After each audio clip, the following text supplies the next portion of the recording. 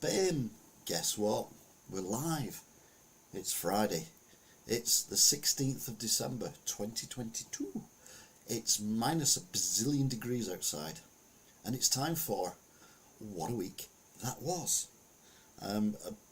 Try and be light-hearted about the news. Certainly have an alternative view on things. This week, everything from JFK assassination, tragedy in Solihull, tragedy in Jersey, the weather, which has been horrible, and strikes, as well, obviously, as news. Look at American news. Ugh. And I'm going to break my teeth in for the dog. Although I don't have a dog, so I'll break the teeth in for the cat instead, because I'm sure she'll enjoy it. So, let's get going. Hi, Dano. Hope you're good. First story this week is the sad loss of an 80s icon. So what I really should have done, rather than going, hey Bim, guess what? I really should have gone, Heidi hi. Ruth Maddock, who was she was a character. She was like the chief redcoat, although obviously they were yellow coats. Your man flu was gone. Yeah, it's pretty much gone now. Bit of a gravel in my throat every now and then, but other than that I am fine. I have been ill though this week, I must admit. Iller than I've been for a while. So yeah. Anyway, Ruth Maddock, she was a sex symbol of the 1980s, and rightly so as well. She was in a TV show called Heidi Hi, and she played one of the main yellowcoats, and she had the bing bong bing Heidi Hi campers, and the campers have to shout "Holy ho" when she goes Heidi Hi, and it was all innocent stuff. I mean, I personally hated it. I never liked Heidi Hi. I always thought it was a bit overrated. There you go, Holy ho. Thank you, Den. I never got it. But obviously I was in the minority because, I was only a kid though, to be fair. And it was probably not aimed at kids because it was based in a 1950s early Butlins type scenario. So basically the chalets were, like an old from World War II camp that they kind of converted badly, and it was just all. I think that was the main humour of it. Anyway, one of the main characters from it, like I say, Ruth Maddock, who played. Was it Gladys Emmanuel? No, that wasn't Gladys Emmanuel. That was her out of the other one. She played, like I say, this main character who was besotted with the manager. But she's passed away this week at the age of 79, and the irony was she wasn't ill. She was actually about to start 79. She's about to start work on a pantomime, and she'd had a fall, taken to hospital, and somehow, sadly, she passed away. Oh, was that telling me I'm online? Because I do need to know when I'm online. Let's have a look. Just check that I'm online. And the answer is yes. What a Week That Was is live online. Who knew? Apart from everyone watching, which is one person at the moment. So yeah, thanks for that, Deno. And then it all kind of went downhill from there. The news. I mean, obviously, someone dying is downhill, but you could remember the happy times and. So she did, and she did other stuff as well, which I watched, and she was quite an amusing lady. Like I said, I just didn't get Heidi Hi. In Jersey, oh hi Alex, there was a massive explosion at a block of flats. They call them block of flats, more of apartments, 3 stories high, and at 4 a.m. They were completely levelled. I mean, not just windows blown out or anything like that. I mean, completely gone, no longer exist.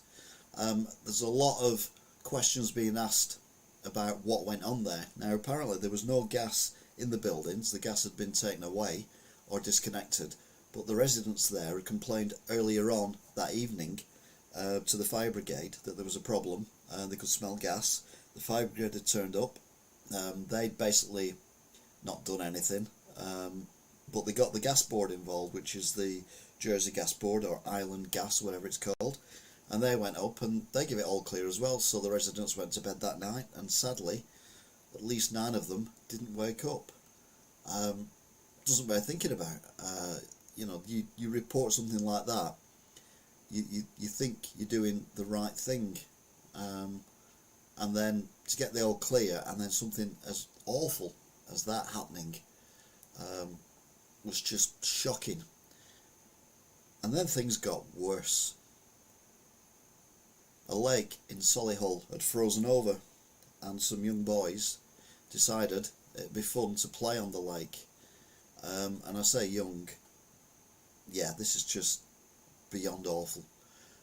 The ice broke, one fell through. The 2 of the others come to help, and then they fell through. So the 4th one came to help, fell through. All of them pretty much instantly got cardiac arrest, i.e. the shock of the water on their little tiny bodies. It was just horrendous. Someone called the emergency services. The ambulance was there within 7 minutes, but they had no equipment to go into the water. But the ambulance people went straight into the water to try and rescue the boys. The police turned up, they did the same thing as well. You cannot fault the emergency services on what is, well, yeah, it isn't cold, it's freezing, what is going on at this point. They are, I mean, you know, they'll have kids, they'll have grandkids, they'll have nieces and nephews. I mean, these children were tiny. The oldest one of the 4 was 11, and the youngest was 6. Their lives hadn't even begun to start, never mind started. They all got pulled out of the water, and they were all taken to hospital in what was described as critical condition, which you would expect under the circumstances. But hopefully, because they'd been got out of the water, we hoped that they'd have a chance. Sadly, they did not. 11 o'clock the following morning, it was announced that 3 of the boys had died. The eldest, who was 11, sorry, and then the 10-year-old and the 8-year-old. And the newsreader got emotional about it. I've actually seen the clip, and yeah, it's emotional. And obviously, you know, she's a mother, or she'll have youngsters in the family, or she'll have had youngsters in the family who've grown up, and it hits everyone when it's such young children that have died for no reason. It just didn't bear thinking about. The only bit of good news that you could possibly get from this was the 6-year-old was still fighting for their life, and was doing so for a few days before, sadly, he too also passed away. And there we have them. I mean, look at them, they are literally babies. I've got a 5-year-old grandson and a 3-year-old granddaughter, and obviously I've had children who have grown up but were that age at one point, and you know, I know families and friends who've got kids and everything, and you couldn't imagine it. The 2 lads in the middle, the youngest 2, were brothers, and they were 6 and 8, and the one on the right, he was 11 and he was their cousin, and then the 10-year-old on the left, he was just a really good family friend. But yeah, I mean, the thoughts with the families and the friends as well of these kids, you just can't imagine that 4 lives are snuffed out, like I say, for no reason. I mean, they should be snuffed out anyway, but a frozen lake, I mean, they are babies, and maybe we need to incorporate with schools and things like that, that, you know, they always go on about, don't jump into canals, don't jump into locks, don't jump into quarries that are filled with water, don't jump into lakes or rivers when it's summertime, or reservoirs, because the water is colder than it looks. Well, I think there should be statutory education now for all children to remember these four, and say, look, water, no matter what the temperature is, whether it's frozen, whether it's the hottest day of the year, is not somewhere to go and somewhere to avoid, because you don't want to end up like these four. And then you hear stories of adults, grown-ups, who were, even today, on frozen ice, on a lake in Liverpool, giving abuse to people who are asking them to get off the lake because of these four lads who've died, and obviously it's dangerous, and adults are heavier than children. And they're giving abuse to people. And you're like, really? Really? Are you really that stupid? Do you really think that your body can cope with dropping through into a frozen lake, under the ice, and not only would you be able to be calm enough to swim back to where the hole was, because you don't fall straight down when you fall through, you fall at an angle because that's where the ice breaks, so you end up underneath the ice rather than where the hole is. It beggars belief. It really, really does. And, you know, it's tragedies come along, and we use the word quite a lot these days. I'm going to use it again later on. And it's one of them things where we've got to give them freedom to enjoy themselves and play and do stuff like that, but they've got to be told that no matter what the weather is, unless you're in a swimming pool, in a leisure centre, or a Lido, or the sea with your parents, you don't go in the water. And particularly if there's no adults there. Not that that would have made a difference to this, because if the lads fell through, then an adult would have no chance of getting near them. And police officers were smashing the ice with the fists, because again, they weren't prepared to go into a frozen lake whilst in their normal uniform to try and save these boys. And like I say, they got them all out, they got them all to hospital, but sadly all four of them passed away. And I just hope as a society we learn from this. Although, how many tragedies do we need? That's the big question. And then we had a reminder of what happened 34 years ago. Now, obviously, if you're under the age of 45, you won't remember what happened 34 years ago, but it was when the Pan Am jumbo jet was blown up over Scotland, and nearly 300 people in the plane and on the land, because it landed in Lockerbie, were killed. And there was a lot of pointing at Libya for being the protagonist of this, and that may be why later on Bush and Blair decided to go to Libya when they were doing their fake war.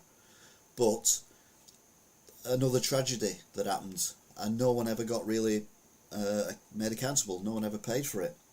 But then the Americans from nowhere pile in and say, we've got custody of the person suspected of making the bomb, not naming them because they don't need the publicity. But if it is that person, then they need to get the full justice of the law, because they've lived a life, regardless of how it's been, for 34 years, that those near 300 people have not been able to live because of their actions. And yeah, it's just awful. Really, really is. And why people would think blowing up a jumbo jet is such a good idea.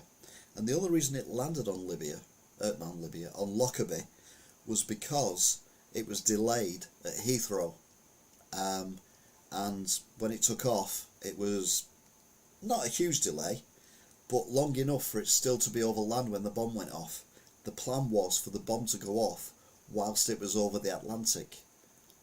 flying over towards Greenland, because for some reason they kind of they fly like that when they go into America, rather than what you would think, which is that. Something to do with the curvature of the Earth and everything. But that's why it landed. The wreckage and the carnage and the devastation landed in Lockerbie, because that was the flight path, but it should have been over the sea when the bomb actually went off. But that gave, the evidence that people needed to say, well, it was a bomb and everything, because could have got away with it, and people could have just thought the plane malfunctioned and whatever, because in the 1980s we didn't have the technology to find planes that we do now. Maybe apart from that MTA one, that one in Indonesia that disappeared a few years ago. But either way, it hopefully justice is coming, albeit 34 years too late. Public safety videos again were suggested on YouTube, and they needed, like the one in the 70s with Death, speaking in a scary voice, I'm coming to get you, you're coming in the water, or whatever, something like that. It'd have to be a bit more catchy nowadays for the kids to get it, but yeah. Hi Rachel and JT. Sorry, in something pretty deep then, so I couldn't break off. I did see you come on though. Now, strikes. Now, people stood on the step and clapped the NHS workers for what they did during COVID, and what they did through COVID and what they had to put up with was unbelievable, but it was also their job. Nurses are paid to do a job, and they do it, and like a bus driver is paid to be a bus driver. We don't necessarily applaud when they get to the bus station, but like I say, it was exceptional circumstances. Anyway, the nurses now decide that they want a pay increase that's 5% over inflation for the NHS, which we haven't got any money for at the moment anyway, and we've got loads of vacancies that we need to fill, and we're like, where's that money? Where's that crazy demand come from?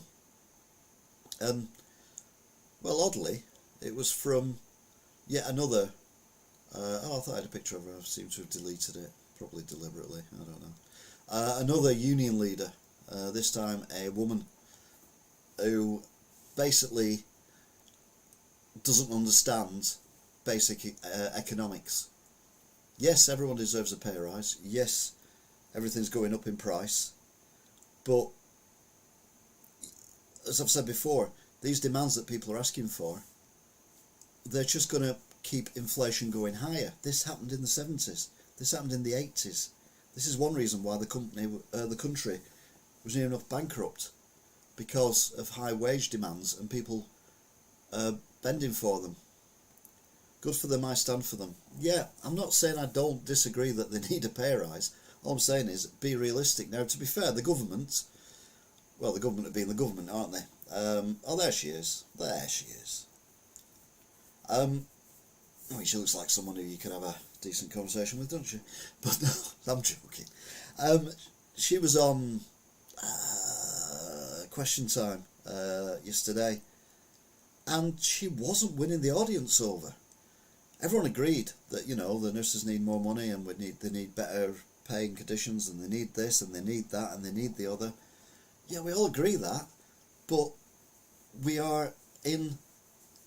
the world is in an economic crisis at the minute. It's not just the nurses who are suffering, and I think nurses who live and work in the south of England should get more money than the nurses who work in the north of England, because their cost of living is just stupidly more expensive. I kind of get the arguments, but for her to say the demands are not affordable, but if they can send me emails saying they are not getting paid while on strike, then they can survive. Yeah, I mean, that's the thing, and this is the argument I've said many times before. And there'll be another, not an argument, but a statement I've said many times before, there's another one later on, which has tragically come true. Nothing to do with the nurses. The fact of the matter is, the unions have got to be realistic about what they can achieve rather than holding the country to ransom. And she was all like, well, our nurses, how do you expect a nurse who lives in London to pay her rent, to pay her food, send her kids to school, childminding and all that kind of stuff? And I'm like, yeah, but you don't mention any of the nurses around the country. Plus, not all the nurses voted for it. If there'd been one national vote for it, for strike action or not strike action, there probably would not have been strike action. But what they did was they did it as individual NHS trusts. So some have voted for action and others have not voted for action. So the ones who are out on strike are the ones who voted, obviously, to go on strike. And some of the ones who are not on strike did vote to go on strike, but have been told not to go on strike yet. We'll save you for later. And then other ones have just said, we don't want to go on strike. We want to look after our patients, and we want a better deal, but we're not going to go on strike for it. I think the affordability is mostly just London. Here in Wigan, it's so cheap to live. They should just move away from London. Yeah, but then you're moving things away. There's a lot of jobs where you do get more money if you live in the capital than you do if you live, like in Lancaster or in Birmingham or Sheffield or Leeds or whatever. There's lots of jobs where you get paid more money because the cost of living is so much more, and people down there need the same services we get. And the only way of possibly doing this is to have a two-tier thing, because until the cost of living comes down in London, people won't be able to afford to live on what people can live on up here. And then she goes on about all the nurses going to food banks and all that kind of thing, and I'm like, yeah, okay, there are food banks that nurses do go to, and I'm not saying that all people who go to food banks don't deserve to go there. A lot of people do need to go to food banks, but I think there are a lot of people who generally go to food banks who possibly wouldn't have to if they didn't have Sky Plus or Disney Plus or other things that are not essential for life. And I think people have now got the priorities wrong, and people think that in order to be living well, you've got to have all these luxuries that I still consider luxuries. I mean, the only one I have is Amazon Prime, and the only reason I have that is I don't even watch the TV programmes apart from Clarkson's Farm and Grand Tour. I don't really watch anything else on it, but I get it because it saves me a lot of money on deliveries when I've got the shop open and things like that. So that's the only reason I have it. Food banks are abused, and yet I have an iPhone and 2 cars, but I need food. Is that what you're saying? Is that what you're thinking that the people are saying? Who, yeah, that's the thing. People's expectations now are so high that they think that if they can't afford to have Netflix and all the other ones. I was being sarcastic. Okay, brilliant. I thought you were, but I wasn't sure then. I was like, where are we going with this one? But yeah, it's one of them things, isn't it?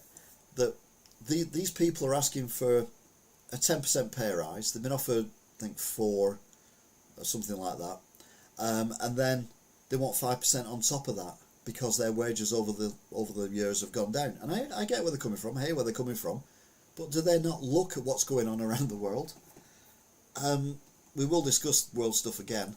But yeah, if they get, they're not going to get it, but if they got their 15% pay rise, it would completely knacker up everything for everyone else, because everyone will want 15%, and there's small businesses like mine where if you suddenly have to give your staff a 15% wage rise, you're going to end up losing staff or closing your business down because you can't afford to pay the wages when you're not necessarily earning 15% more than what you were. and the government isn't earning 15% more than what it was before the pandemic, and we've still got all the stuff to pay off because of the pandemic, and we've still got all the stuff going on in Ukraine and all that kind of thing. So for these union leaders, I mean, I don't know if she's married to Mick Lynch of the RMT, but they do seem like they're cut from the same cloth, and that is not a good thing, because like I said, I've lived through it before and it was a fucking nightmare, and hopefully things will sort themselves out.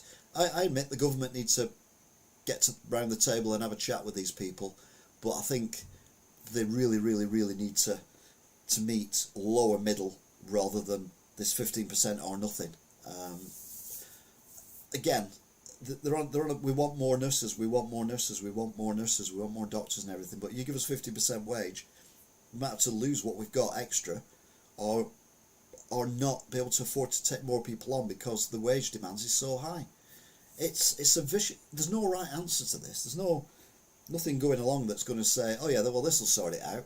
You know, no magic pill we can take. It's just, I don't know. I'll tell you something, someone who should possibly be losing their job, although we don't know the full facts yet, so I'm being a bit presumptuous. And we're going back to Jersey. This is the commander of the Jersey Fire Brigade, who, I don't know, he's just coming across as being a bit arrogant, rather than admitting that maybe his chaps and lasses who turned up at the flat before the explosion didn't handle it correctly, or were a bit too gung-ho with it or whatever. I don't know, but there's going to be an inquiry, and I think heads will roll, and I think heads need to roll as well, and it always starts at the top. Meanwhile, talking to Mick Lynch and the RMT, strikes, hooray! This is the whole of the rest of this month and the first 2 weeks of January next year. And the reds are when the strikes are on, the full-blown proper strikes. The blue ones are when the services will start late and end early. And the yellow ones are reduced train numbers in total, even though there's no action going on, but there's reduced trains, which means the trains will be fuller. So basically, obviously there's no trains running on the 25th or the 26th, Christmas Day and New Year's, Christmas Day and Boxing Day, because there never is on those days. But basically, there's no normal service on the UK trains until, at the earliest, the 9th of January. And these people think that the public, the British public, are 100% behind them. I don't think so. I mean, I don't even use trains, and it's annoying me. I can't remember the last time I went on a train. I think if it was anything, it was going from Wigan to Preston to pick up my car, which had broken down in Preston and was at a garage. So I went on a train to pick it up, and that was, God, 5, 6, 7 years ago. And the train was crowded. It was expensive. And I'm like, why didn't I get a bus? It took longer, but probably been about 8 changes, get to Chorley and then change again and all that kind of goings. But it probably would have been better in the long run. So the train drivers, the train union, are saying that not only do they want the pay rise, but they want no compulsory redundancies. And the people who run the trains, and the unions agree to this to a degree, that there are less people on the trains now than what there was before the pandemic. But costs have gone up. So the cost for the electricity, the cost for the diesel, the cost for the wages already have gone up. The cost of the food, the catering, the cleaners to clean the platforms, the electricity in the platforms, all that has all gone up exponentially, but the numbers have gone down. And they need to reform the trains. And he's like, we can't reform the trains. And I think I said this last week, or if I didn't, I should have done.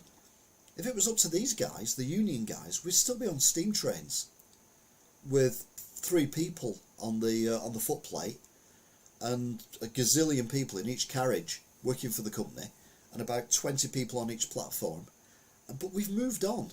Technology moves on. If you'd gone into a supermarket 20 years ago, you would not even know what a self-scanning till was, and they'd be just raw. You go to Asda. I worked at Asda at the time.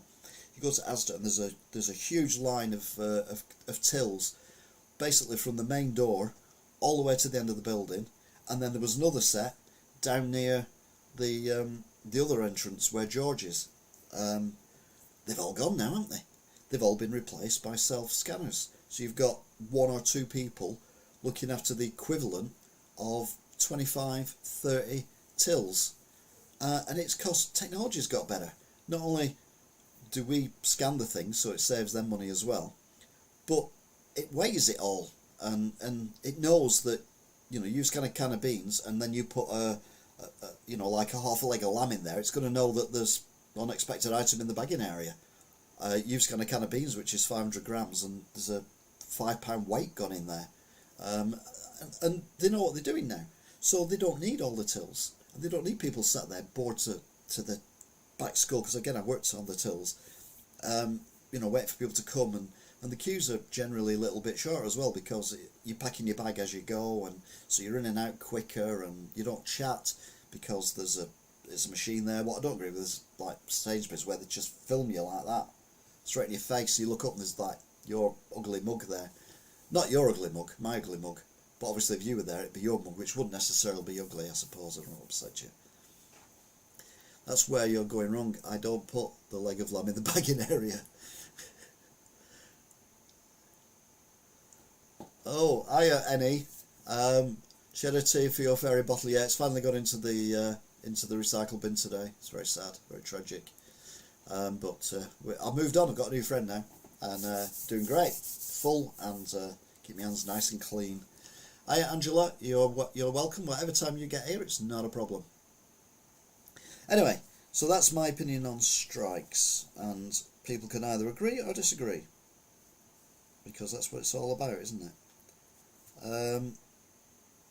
One thing I forgot to mention, which is quite important, when we were talking about the NHS and their 15% pay rise that they want, is the fact that the Labour Party have said they couldn't afford 15% either, but they would talk to the RCN about it, but they couldn't afford to pay them 15%. So if the opposition are saying the same as the actual government, that never happens, particularly on something like this, then why the hell are they still demanding this? Surely they've got to think, well, hang on a minute, if Labour were in, we'd be having the same argument. We might not be necessarily on strike now, but I imagine they would be on strike in the new year. So yeah, we'll have to wait and see how it pans out. Oh, I missed one, but in the meantime, Artemis has landed, which is the thing that went around the moon a couple of times and come back. So the next time they send it off, they're going to put people in it. What could possibly go wrong? Talking of which, Netflix, Harry and Meghan show. Do do do do do do. The second selection, the final half of the TV show, came out this week. Now the first week I did a review of, and I said it was at best a love story between Harry and Meghan, and how they met and how they were going to get married, and it ended just before the marriage.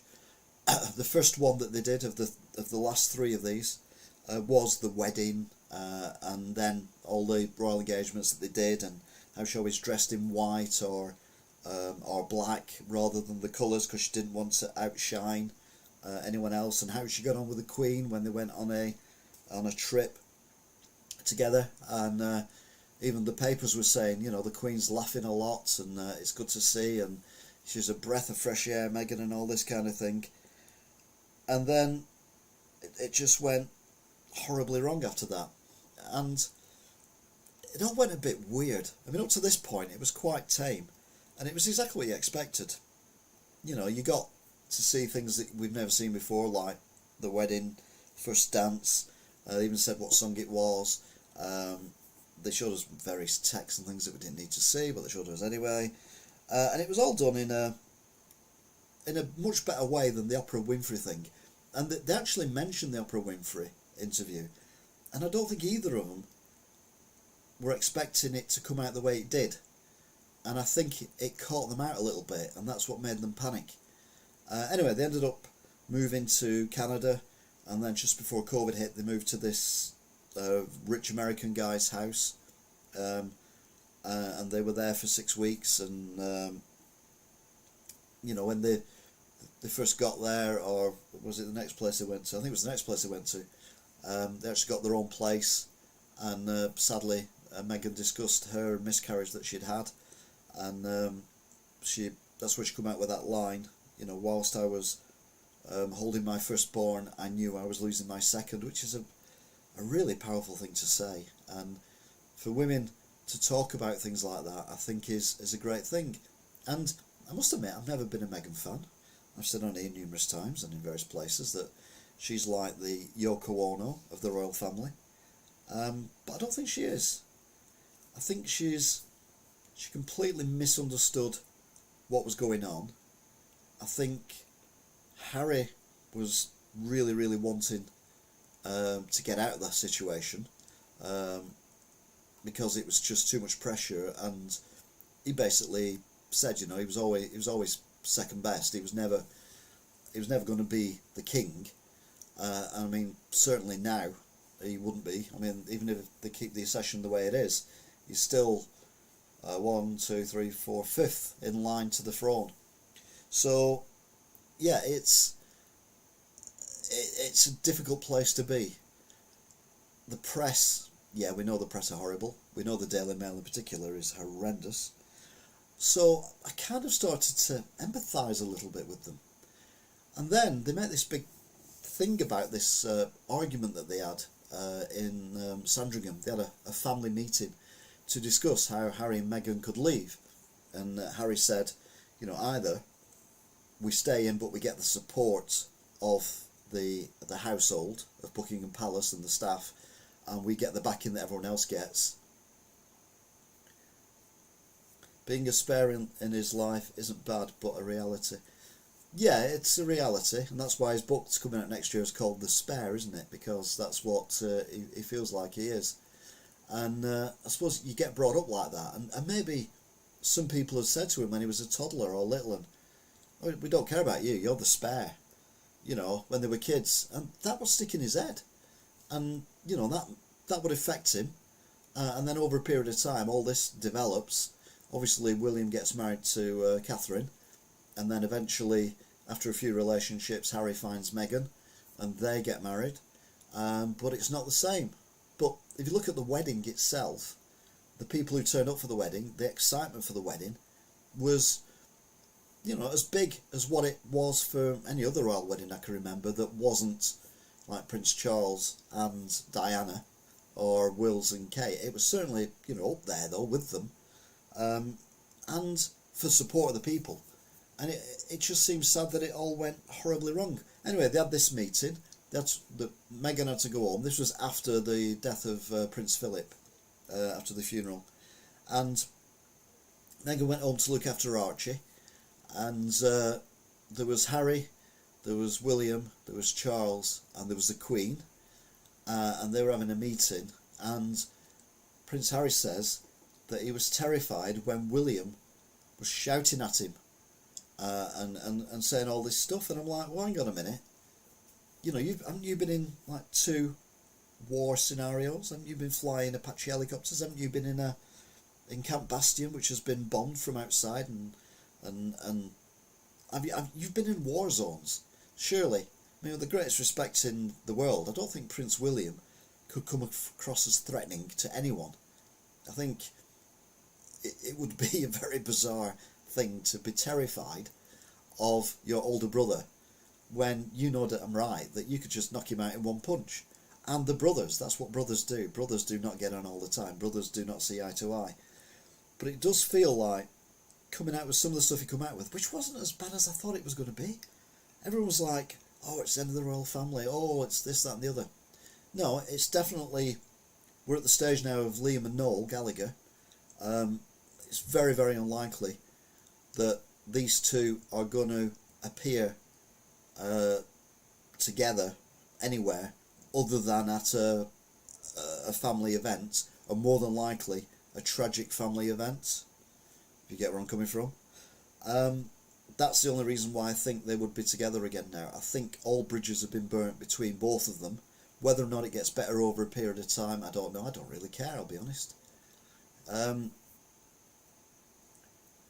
It's still closed family. Hearing it from those you hold close must feel different. Yeah, I think that's the problem. They're very insular and sheltered. And maybe they don't think that they act like every other family on the planet. It's just that we don't see it very often. But we don't expect them to be, all, smileys and like that with everyone all the time, including themselves. We're going to have good days, we're going to have bad days. And this argument, it's just after the funeral of the granddad. Grandma, the Queen, was there, and apparently she was just taking it all in. Well, she just lost her husband, for God's sake. So yeah, she wasn't going to be joining in anything. And Charles was saying things which upset Harry. Well, when you have a family argument about something and someone wants to leave the fold and you think they're doing the wrong thing, you're going to say things that you might not mean or upset them, because you want them to stay within your family group, whether that's right or wrong. That's what you want. It's like when any child wants to leave the house and move out, you generally, if you don't think what they're doing is a good idea, you'll tell them that you don't think that it's a good idea. I did that with my daughter. I said, are you really sure that this is the person you want to spend the rest of your life with? And she was like, yeah. I'm like, okay, well, it's your choice, your life and everything. We didn't have an argument about it, but we had a discussion, because you've got to discuss these things. But I can imagine when someone's just died, who's like, the main man of the family has passed away, then tempers are going to be frayed. So for Harry to come out with all this and say he was terrified, I don't get. And then you get a few other comments that are a little bit, really? How old are you? You're in your 30s now. It's not like you're 4 or 5. Oh, he said this and I said that. And I don't know, the thing, I feel more for them now than I did. And I wish them well, Harry and Meghan. And, obviously, Lilibet, the baby, came along as well. That she was included in the programme. And I think it was kind of set about right. I think they did enough to make them feel better about what had happened, but I don't think they did enough to destroy the family, because at the end of the day it's still their family, isn't it? And like I said before with the Gallaghers, Liam and Noel, they'll slag each other off publicly, and they might not speak to each other on the phone, but I'm pretty sure if there's a family event goes on, that they'll be there and they'll be civil to each other.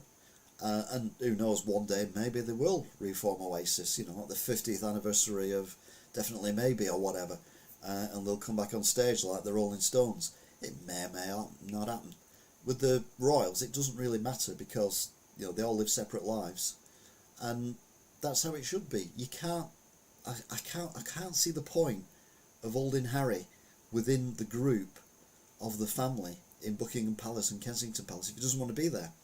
The other option he come up with was half in, half out, which was basically, you don't pay us anything, we don't take any tax payers' money, but we will go and represent the Queen as and when needed. So if you want us to do a tour of Australia or Gambia or Scotland or whatever, we'll do that, but we'll pay for it ourselves, but we will represent the Queen. And apparently that wasn't acceptable either. And then the other thing was, right, we walk away and we renounce actually that was what actually caused it, wasn't it? We announced our royal titles, because before they flew over, Charles had said on the phone to Harry, we need all this in writing. So he'd emailed it directly to his father, obviously through his office, but still directly to his father. And then the Daily Mail a few days later published that the Sussexes were happy to lose all their titles and everything, but it had only been discussed by Harry and Charles and no one else, and it was only that one email that had that written in, and that's what caused the arguments about what's going on. And Meghan said, you know, I wasn't thrown to the lions, I was fed to the lions. And I'm like, there's a bit of give and take in everything. There's two sides to every argument, and we'll never hear Will's and Kate's side of it, because that's not what they do. But we had the press office from the Buckingham Palace giving a version of what's going on, which Harry and Meghan have said wasn't true. So you've got to take it all with a pinch of salt. But I do feel more for Meghan and Harry now than I did previously. And I must admit, I always preferred Harry. I always thought he was a bit of a lad. I mean, okay, he cocked up when he did the dressing as a Nazi at that party in New York and everything. But, you know, he apologised from that. He learnt from that. Like I said last week, he went on a fact-finding mission to teach himself about that. And, well, he did. So it's over now. That's it until the book comes out. And no, I'm not reading the book, because I think it's going to be pretty much the same. Only this will include the passing of the Queen. Meghan was upset when she got a tiara and not a crown. We don't know that. We don't know that. She actually said that she didn't want to. Again, you're only in one side of the story, but she said that she didn't want to have overshadow the other established royal family, and she kind of hinted that, you know, she was better with the people than other members of the royal family. But to be fair, for a job, she's been doing that since, you know, she was knee-high, because she's always been in the public light in America. So she's always been signing autographs and selfies and all that kind of thing. So she knows how to, you know, politely interact with people, but not get too involved in what's going on.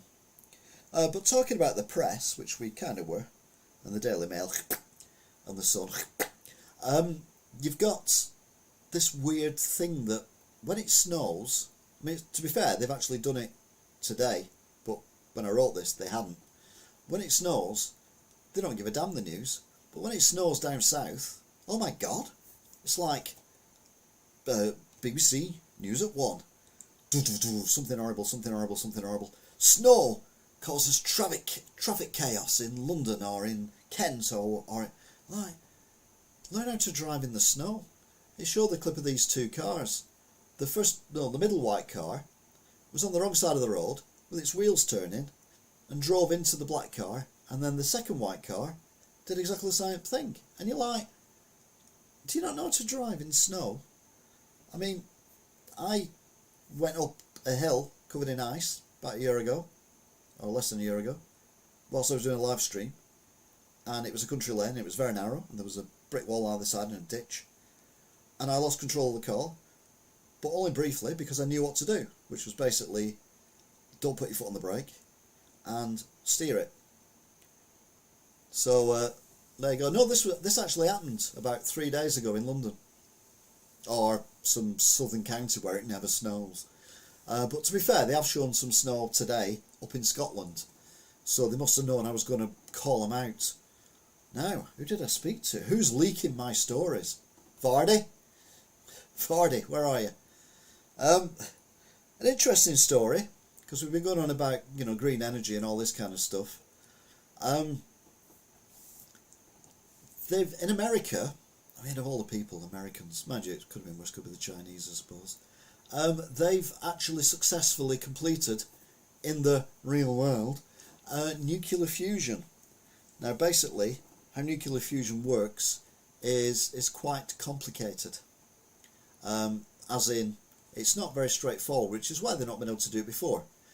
Basically, it's that's how it works. So, what you do is, you do that and you get nuclear fusion. Yay! Basically, how it was explained was they had 2 hydrogen atoms in a pellet. Now, God knows how you get 2 hydrogen atoms in a pellet, but just go with us. And then they fire exactly 132, or was it 3? I don't know, lasers at it. Right, okay. And this causes the two hydrogens to fuse together, which for a split second produces more power than what the lasers are pumping into it. So if it's not this at all, but I'm just using this for easy numbers, right? So if the amount of energy that the lasers is using is 7, then when the reaction occurs, it's 10, which means you've gained 3 energy numbers I've made up, which means it's made energy. So it's not only green, but it's producing energy. And they said the energy they produced would be able to boil numerous kettles, but only for a fraction of a second, and then they'd have to do it again. The only problem is, at the moment, the scale it's at, every time they do it, it takes some minutes, if not hours, to be able to do it again, by which point your kettle will have gone cold again. So we're not quite at the stage yet where nuclear fusion is a thing, but it's getting there. So I hope I've explained that to you properly, because I haven't got a clue. Apparently it's 2.05, and it converts it to 3.15 kilojoules. I wrote it down. It'll make sense one day. Can't imagine I'll be around though when they do nuclear fusion. Let's be honest, if they do it wrong, none of us will be around. People won't be worrying about strikes then, will they? No. Meanwhile this week, Rishi Sunak said that he's going to stop the migrants coming over via the channel, and he's going to make it easier to send them back to their place of origin. And the argument is, if they're in France, France is not a dangerous country, so what are they fleeing? And they've probably been through Germany or Belgium or some other countries to get there, none of which are dangerous. And come to think about it, Almeria, yeah, Albania, that's not dangerous either. So they say they're fleeing and they're migrants, but they're not fleeing danger, whereas people in Ukraine, people in Yemen, people in Afghanistan and other war zones are genuinely fleeing, but they're not the ones who end up coming over on the boats. At the moment it's these Algerians that seem to be coming over on the boats. So he's on about making it easier to send them back. It's going to take a little while, but he's going to try and rush it through so that hopefully we can make it pointless for them to come in over on the boats. And like I've said so many times, how are we going to stop it? And the only way we can stop it is by sending them back. And yes, it's harsh, but if they realise it's pointless coming over on a boat, then they're not going to come over on a boat. And we need to set up in places like Algeria, maybe in the capital or whatever, in our consulate that we've got there, somewhere for them to come and say, we wish to move to England, these are the reasons why, this is why we think we will benefit England, and blah blah blah blah. And most of them will be turned down, but 1 or 2 of them may get through and may be flown over safely. And we know they're coming, preparations can be made like we do for people from other countries. It just seems daft that we're letting people make borders. Yeah, well, borders are borders. I mean, the English Channel was always a border, natural border anyway. And I was always a bit worried when they did the Channel Tunnel, because I'm like, well, we've now got land that's connecting England to the rest of Europe, and that is not a good thing, because of disease like rats could bring rabies and stuff like that. There has it happened? It's not happened. God knows how, but anyway, it's not happened, so happy days. But they've stopped them coming through on the trains now and on the backs of lorries. It doesn't happen anywhere near as much because they've got better security now for it. So they're now coming via the boats, but there's also less people there from some of these countries. A lot of these people, like I say, are coming from Algeria, or is it Algeria? Albania, not Algeria, Albania. Anyway, we digress. We're coming back to that though, again, not in a good way, fairly shortly. A while ago, when the COVID was massive, and you had the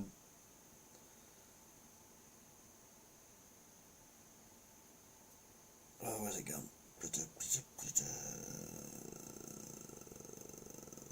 Oh, it's gone. The COVID thing. We had these two scientists, man and wife, and they said this was only earlier on this year. It might have been a year ago, but it's not long over a year if it was a year. Because I remember the interview, and they were saying, you know, what we're hoping is, because we found a different way of attacking a virus, which is basically to look at the mutations that the virus has got and get the body, rather than attack the entire virus, attack the mutations, which then kills the virus. We could possibly do that with cancer. I'm like, what? And what I didn't know was that cancer cells, I mean, I knew they were mutant cells, but I didn't know they were a bit like COVID in the fact that they are mutated, but they are mutated cells. So you've got the actual cell, but you've got these mutations on the cell which causes it to be cancerous, and that attaches itself, and that's how it all spreads. So what they said was, if we can come up with a similar technology to actually attach to the cell's mutant parts rather than the whole cell, we can attack and stop the cancer from spreading. And within a very short period of time, there's a young girl who basically was given a death sentence with leukemia, but is now cancer free with some treatment from this. And they're saying now that every cancer is slightly different, which is why it's been so difficult to treat cancer. But if you can take a cancer cell and work out the individual mutations for the cancer that the person's got, you can quite quickly, in time, not yet, but quite quickly, come up with a vaccine that is unique to that person.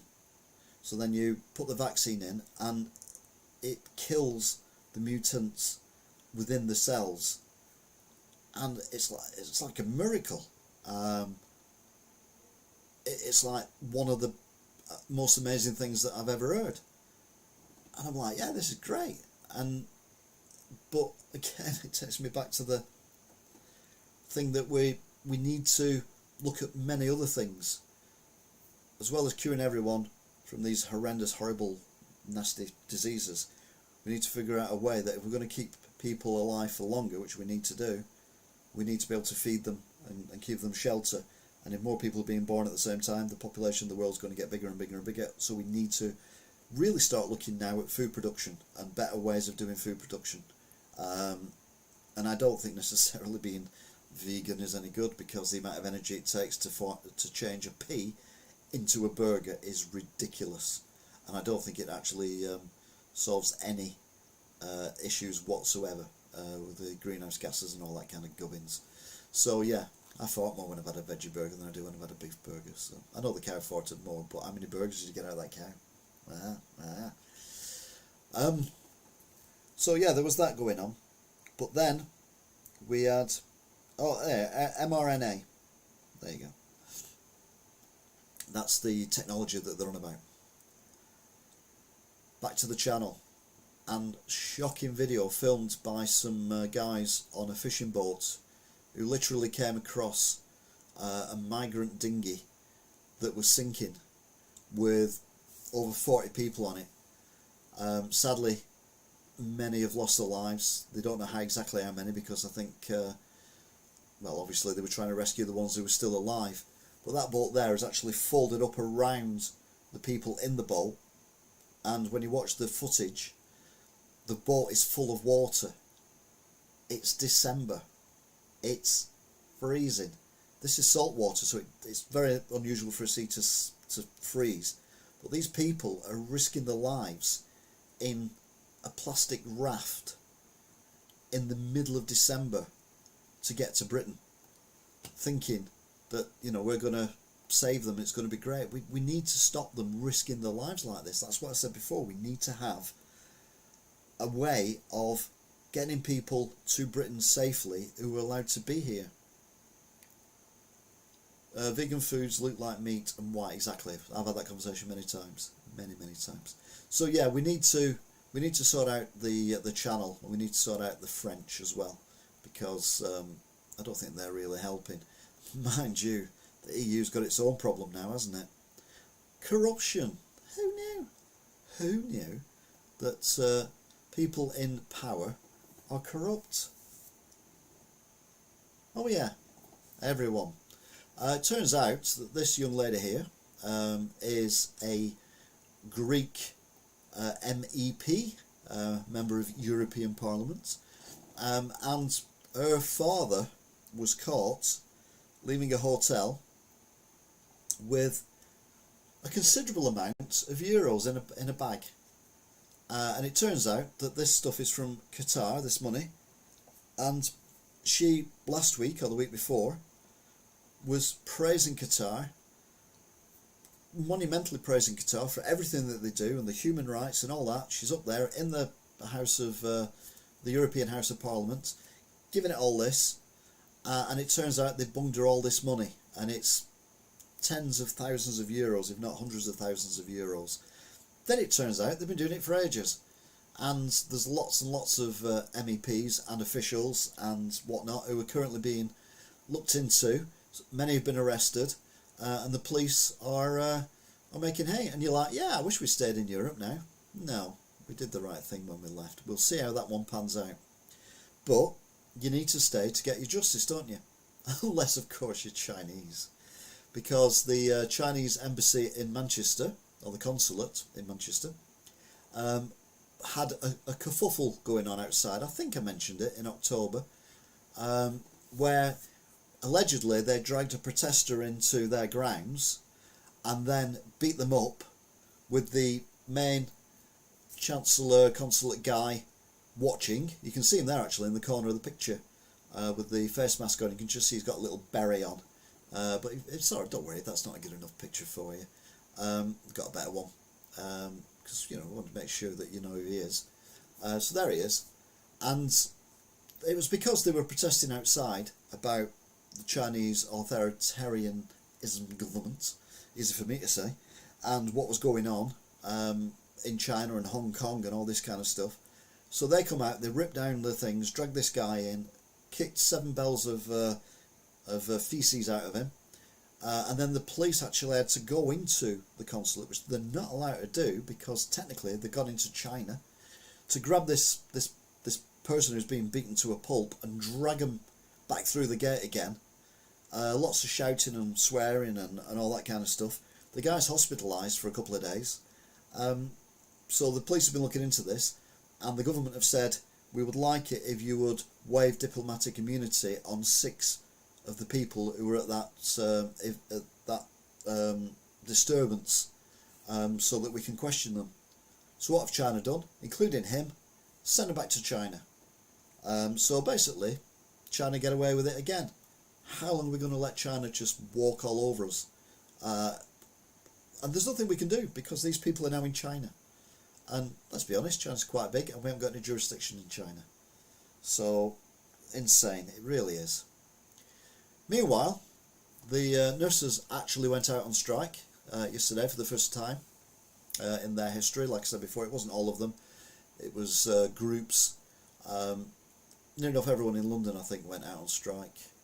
But again, you can understand that because of the cost of living down there. And she was all holier than thou about how great nurses are now. They deserve everything. If they don't get it, they're going to go on strike again. And I'm like, you're really not getting the public on your side, are you? Bank of England, well, they're not getting anyone on the sides because they've now put the interest rate up to 3.5%. And that's a less increase than what people were expecting. But it still means that mortgage rates in the last 12 months have gone from 0.25 to 3.5%, which if you've got a small mortgage is annoying. But if you've got a mortgage of £200,000, you're now paying a considerable amount more for your mortgage. I mean, not just a little bit. We're talking thousands of pounds a month more on your mortgage. And this is all to stop inflation. Yet the figures come out today for retail and say that retail sales fell in November, even despite Black Friday. Talking of deportations, which we kind of were, Boris Becker, everyone's favourite tax-dodging tennis player, he got sentenced to going into for declaring bankruptcy when he wasn't bankrupt. So he got sentenced to 2.5 years in prison. He's done 8 months, and he's been let out on licence, and because he's not a British citizen, will be deported from Britain in the very near future. So he won't be working for the BBC anymore. Meanwhile, today, after a successful defence of the Ukraine airspace from drone strikes a couple of days ago, today Putin's drones from Iran have been targeting civilian infrastructure, i.e. power stations, water treatment plants, gas storage depots, petrol storage depots and apartment blocks, because Putin can do what he wants, and he knows he can, because no one's standing up to him apart from the Ukrainians. I mean, you know, we're running now called it is here. Oh, it was -6 last night. Oh, it was -7. What is it now? Let's have a look. It is -2. Oh, that's practical shorts weather, isn't it? In Ukraine, -15, -10. They're the norms. So we really need to think about why we're allowing Putin to do this without getting more involved. I think Putin hasn't got long left anyway, but yeah, hopefully there'll be some way of sorting him out. You know, I can't think how.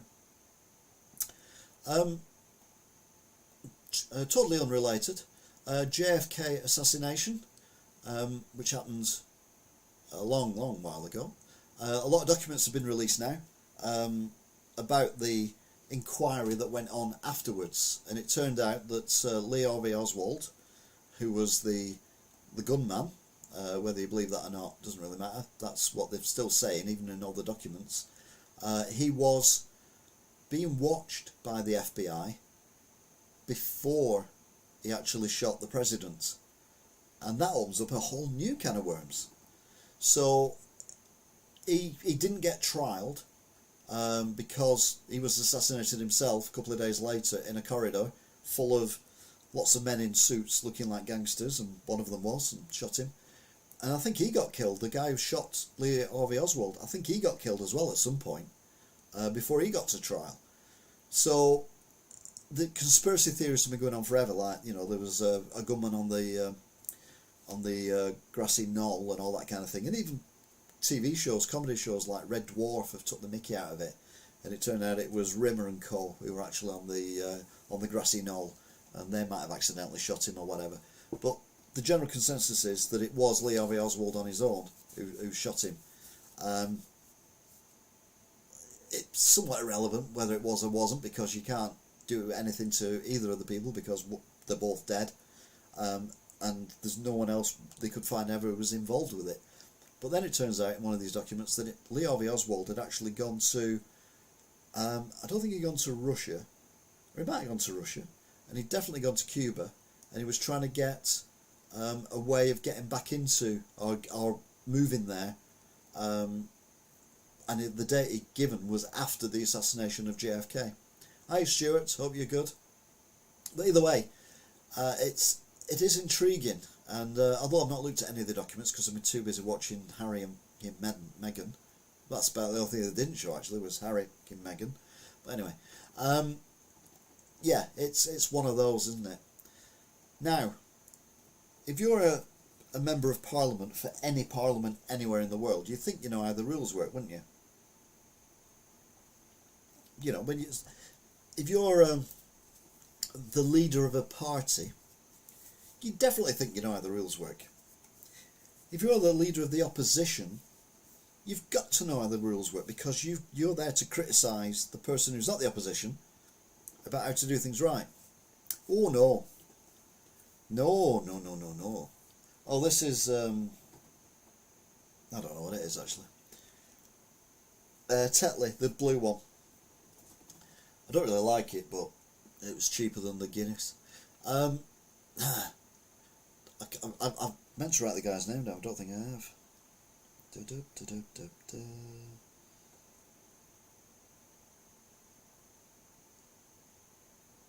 No.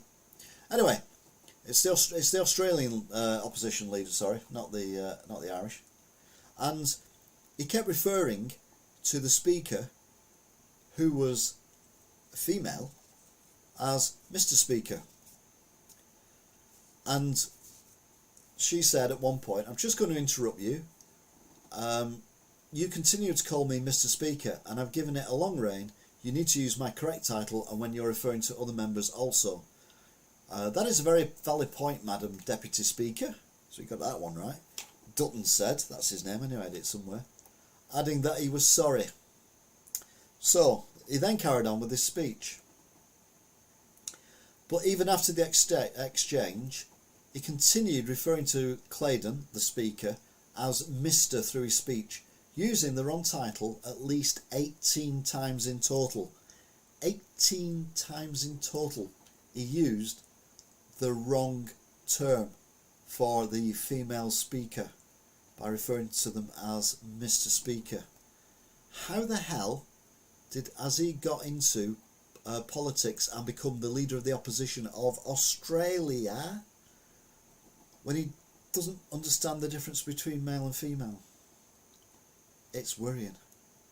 Totally Joshua Medley, crazy night ahead. Oh yeah, it's the best night I've ever had. Joking. Now, I've not written about this, but this has been popping up on the news today.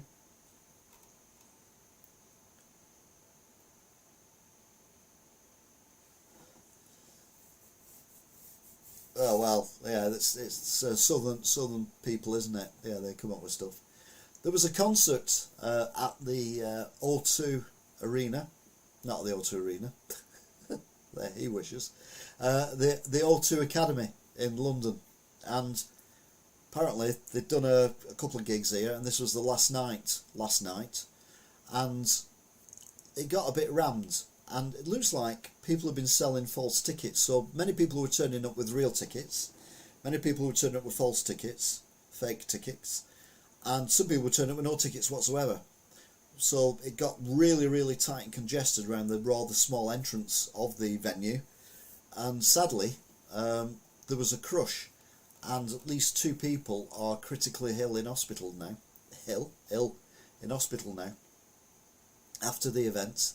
The concert was cancelled, and people sent home, and you're like, how could something like that happen at a venue that's been there for so many years?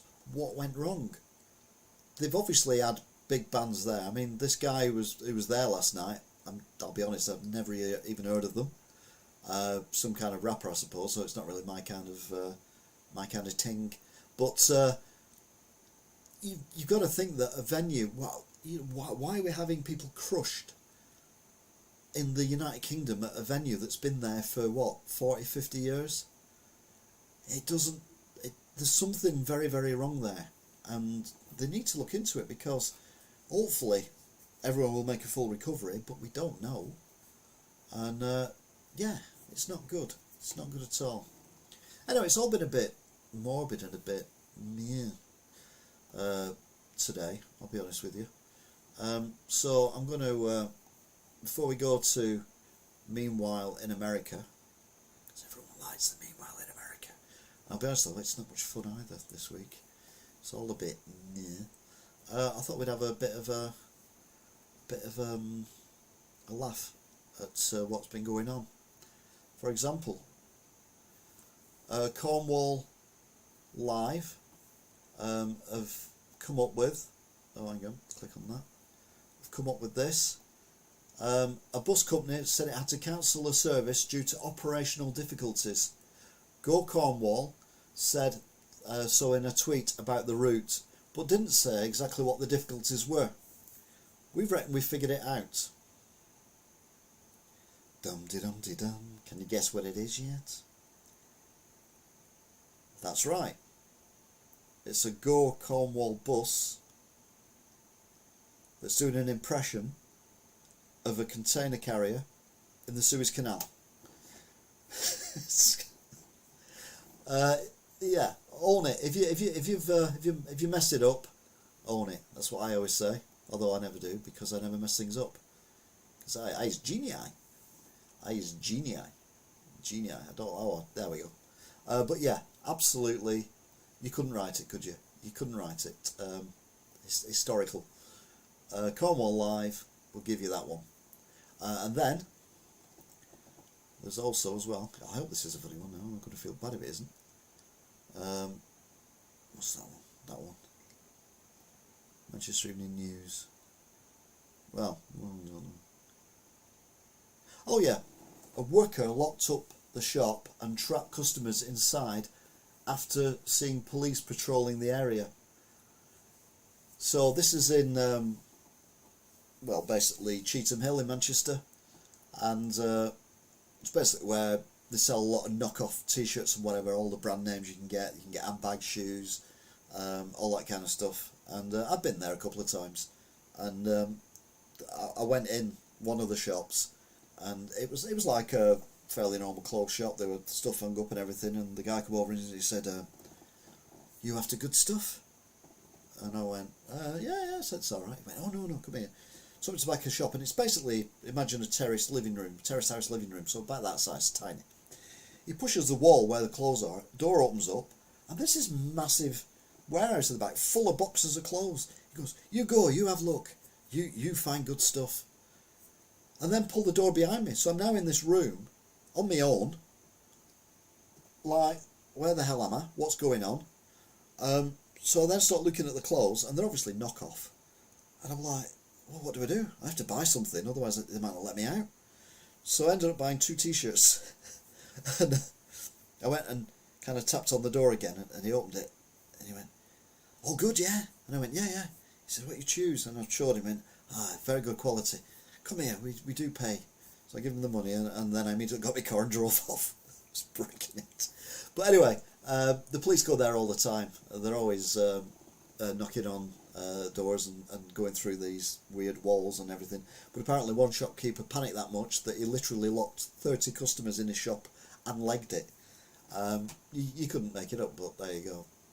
It's what happened. And then this, which I don't think is funny really, but let's have a look. Oh, right, there we go. A year in review 2022. Globally, people are experiencing inflation at levels not seen for decades as prices surge for essentials like food, heating, transport and accommodation.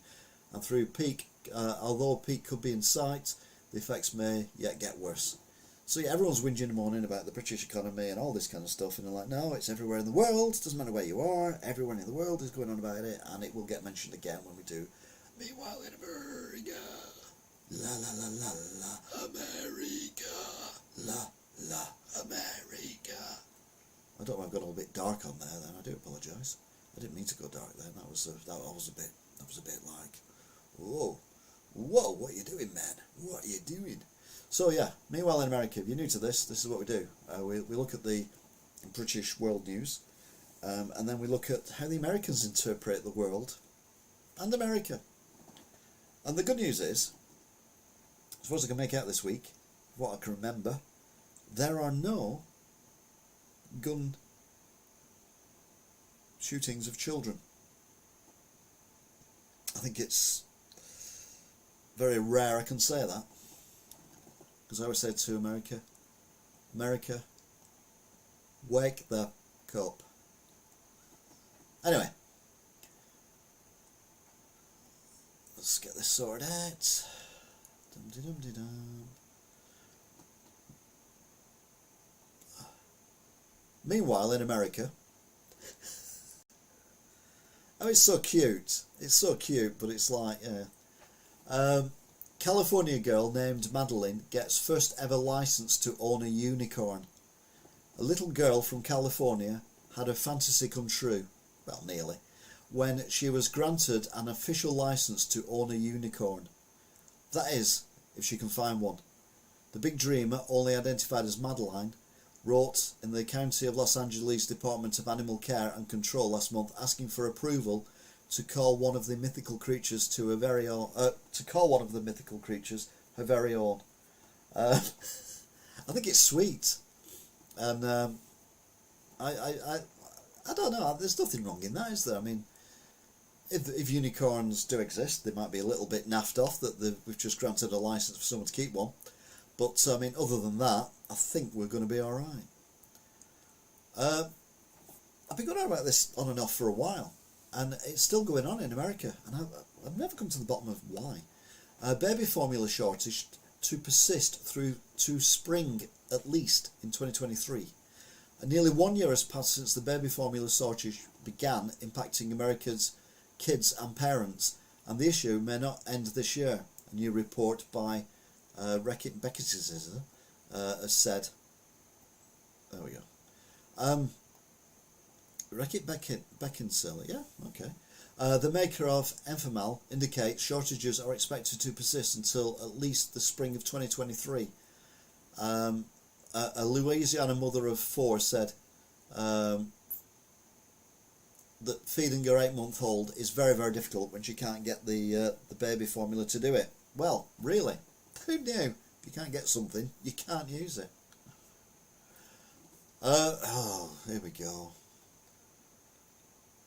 George Floyd and the murder of him, because that's what it was, let's be honest. No point sugarcoating it. A former if I think about it, I can't say it, who kneeled on George Floyd's back gets a 3.5-year sentence. He should have got longer, because he's on the back of Lloyd. That means that Lloyd can't get up, yet he's not stopping his mate from having his knee on the neck of said Lloyd. And same with the guy who's shouting at the people filming it, the other cop. He should get the same. They should all get the same. Because surely if one of them is a murderer and the others have done nothing to stop it, then they're all murderers. Isn't that how it works? Anyway, the former Minneapolis police officer who kneeled on George Floyd's back while another officer kneeled on the black man's neck was sentenced to 3.5 years in prison. He pleaded guilty in October to a state count of aiding and abetting second-degree manslaughter. In exchange, a charge of aiding and abetting murder was dropped. No. He basically has got away with it. Yeah, fuming. A van was swept away trying to cross raging floodwaters. I've seen the video of this. Turn around, don't drown.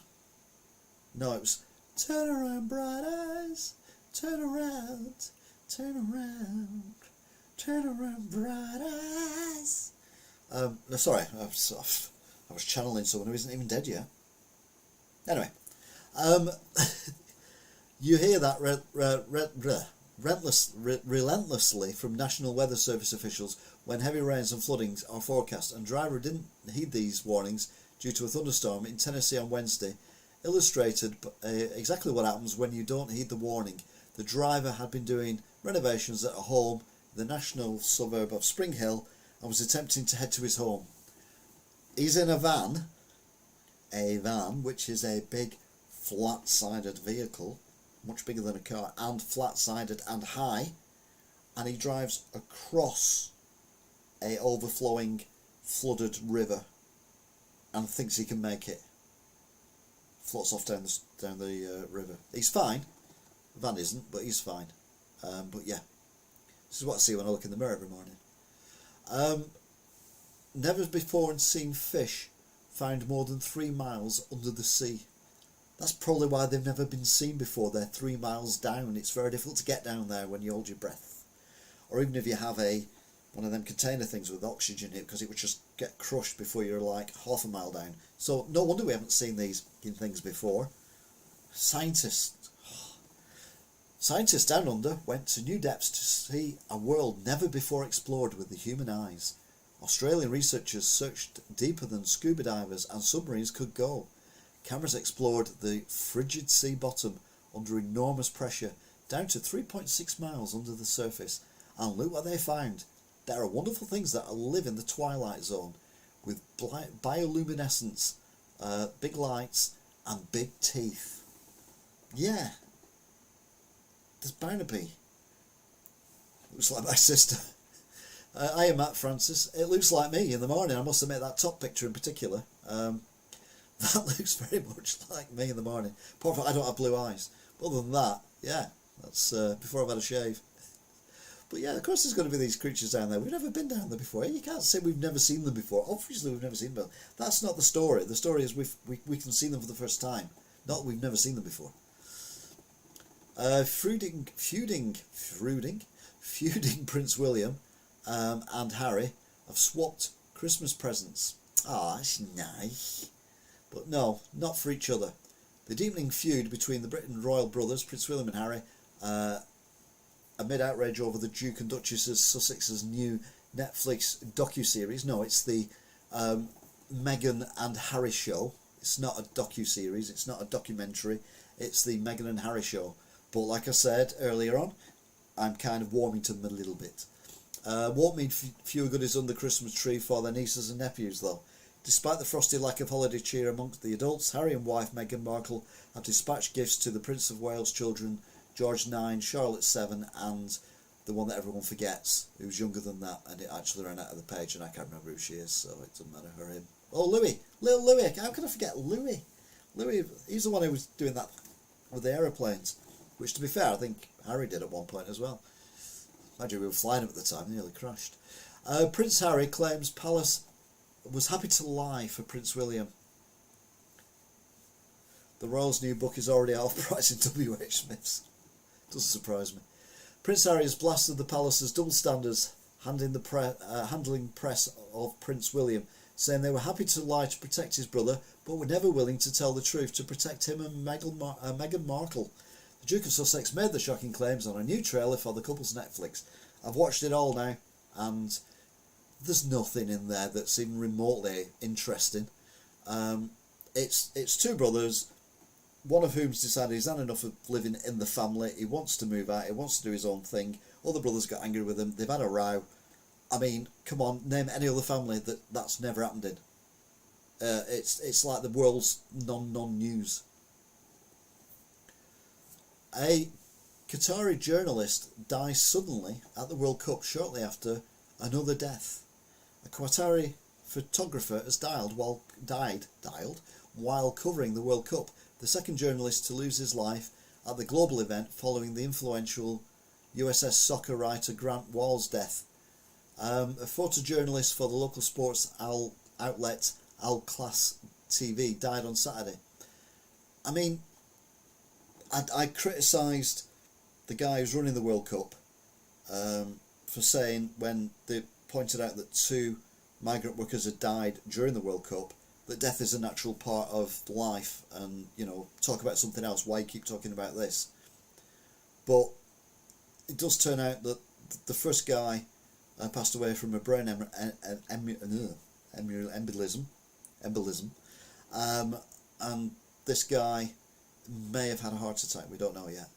And yes, sadly, people do die. I'm not saying that it's got anything to do with Qatari at all. I dare say it hasn't. Natural causes generally don't. But it doesn't give them excuse to use that as an excuse for when people do die, who shouldn't be dying, like all the migrants who built the bloody stadiums that are probably never going to be used again now. They'll probably go back in about 5 years' time, and they'll be converted into office blocks, or they won't even be there. There will be a big massive hotel there called the stadium was called. It's just like that. US set to announce major fusion energy breakthrough report. Well, we've already discussed that. I've even discussed how nuclear fusion works, which impressed me. Ex-Banksy agent's art gallery was raided by the cops to save an ailing woman who turned out to be a statue. I mean, you know, well, it's just a statue. It's all right, we'll leave it. I don't suppose they could probably say that. Cops in London broke into the art gallery of Banksy's former agent when they mistook a hyper-realistic statue inside for an unconscious woman. Police rushed to Laz Emporium on November the 25th after a person called and said someone inside appeared to be suffering a medical emergency. The person turned out to be quite an expensive sculpture. So if you want to buy it, well, you probably can. Meanwhile, Putin cancels annual briefing as suspicions grow he is sick and or running from the war. Russian President Vladimir Putin, everyone's favourite, will not hold its annual year-end press conference for the first time in a decade, prompting speculation that the Russian leader is sick or running scared from answering questions about Ukraine as the war enters its 10th month. As for the big press conference, yes, it won't happen before New Year, Kremlin spokesman Dmitry Peskov told reporters on Monday. So he's not cancelled it, he's postponed it. And if he's not well, I mean, I don't like the guy, but if you're not well, you're not well. So, again, it's not really it's a non-news news story. No, it's real news.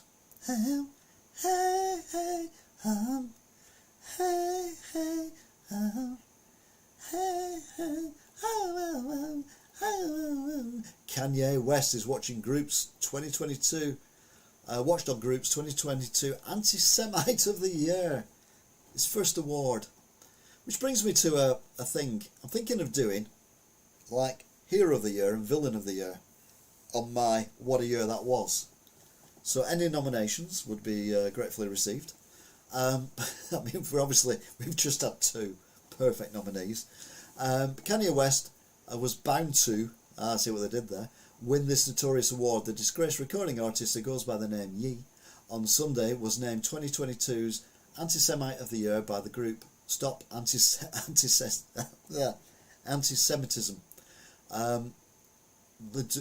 West, who's 45, notched up the dubious dishonour for relentless barrage of threats of violence, hateful conduct and hate speech against Jewish people. That's fine. That's fine. But the only thing he's going to get this year, isn't it? Next up, ex-con packing 2 guns among armed New York City fare beaters busted in the past week. Now remember I said a couple of weeks ago that they were putting armed officers and armed guards onto the subways to stop people actually jumping over the barriers. Well, they caught a guy this week.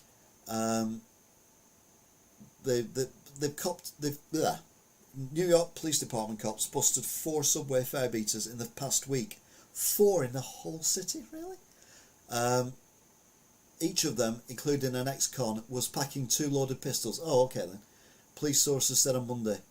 One of the guys had only been out of state prison for just 4 months. And he was arrested on Tuesday after getting into a scuffle with transit cops at the Broadway and East New York subway.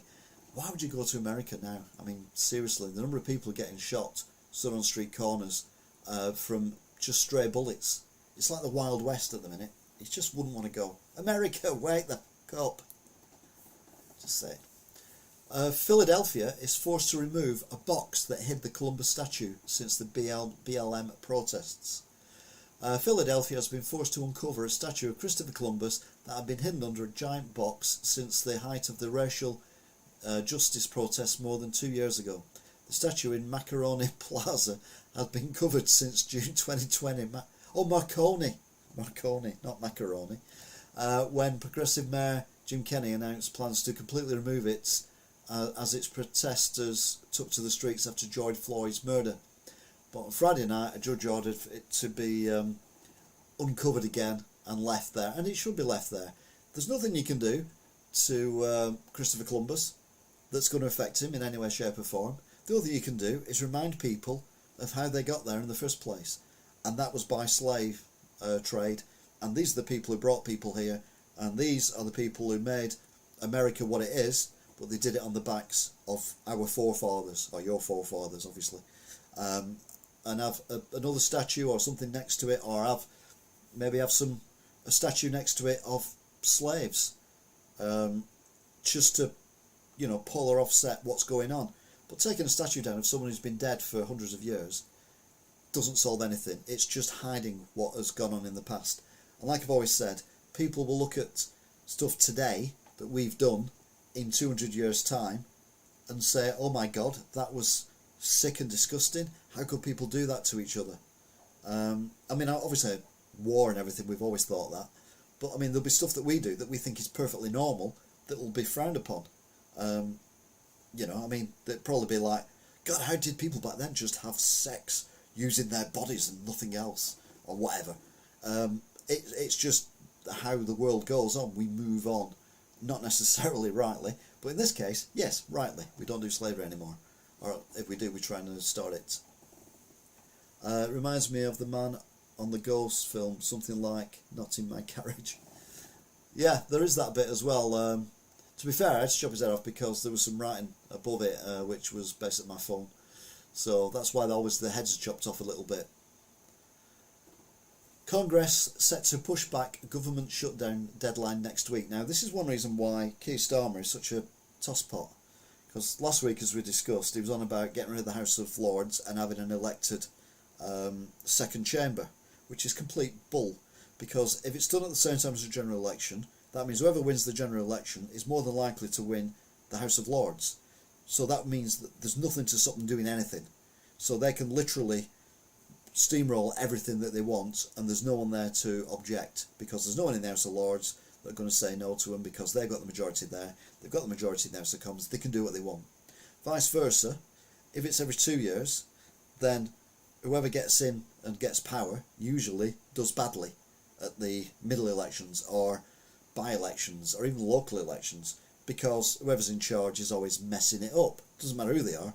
We've had it with Labour, we've had it with Conservatives, we've had it with Lib Dems, we've had it with everyone. Whoever's in government is doing it wrong. So everyone does a protest vote. So what would happen then is the House of Lords would then be voted for against whoever's in government. So at the moment, that would make that a Labour majority in the House of Lords, which means anything that the Tories wanted to do, Labour would stop, because it's a Tory thing that they're trying to do. So that wouldn't work either. The only way of doing it is to have people in there who are not elected but have been specially selected for their knowledge, expertise in various different walks of life, people who've proved themselves, not people who've just inherited a knighthood or inherited a lordship or whatever. That's complete tosh. You don't know what you live in a big mansion in the middle of a 500-acre estate. What do you know about a food bank? Or what do you know about working in a factory? Or what do you know about catching a bus? You just don't. So they should not be there.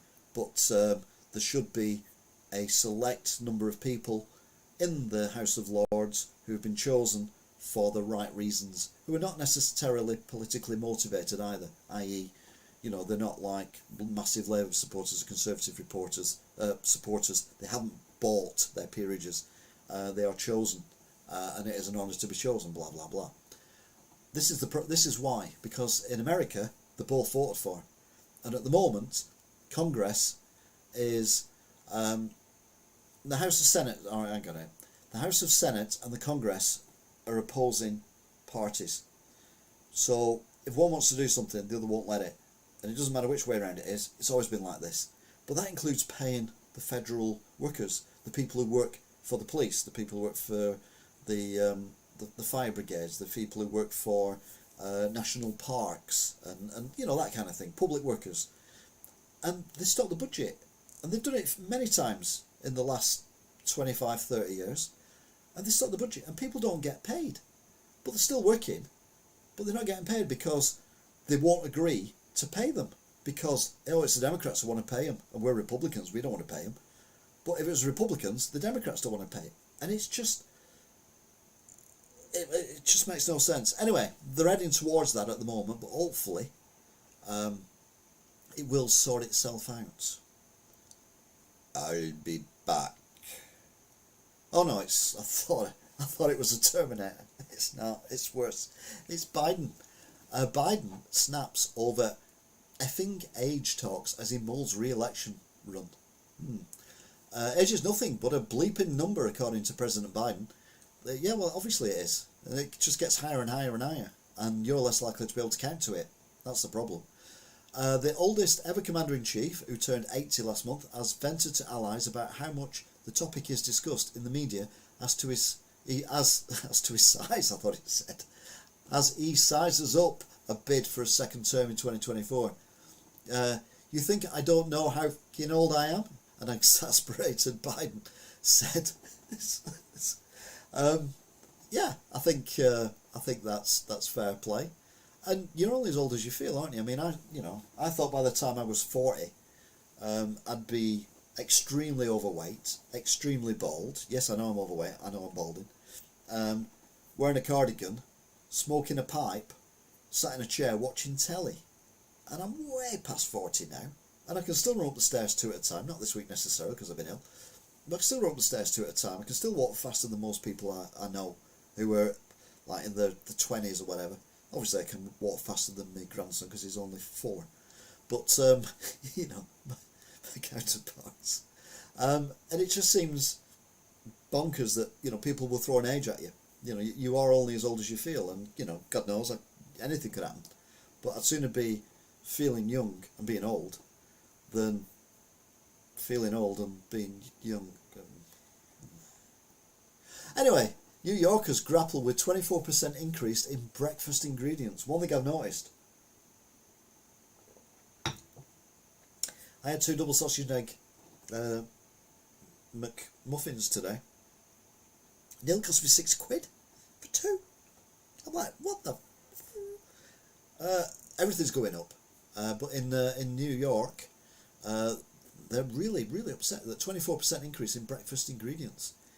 You can't make an omelette without breaking the bank. See what they did there. I do love the New York Post for coming out with these quips. The most important meal of the day has become one of the most expensive, as prices for normal breakfast items such as eggs, butter, milk, coffee and bacon have soared to a combined 24% over the costs last year, according to new government data. The breakfast price bulge is making it hard for New Yorkers to feel the effect of a small decrease in inflation announced on Tuesday. We had a small decrease of inflation announced today as well.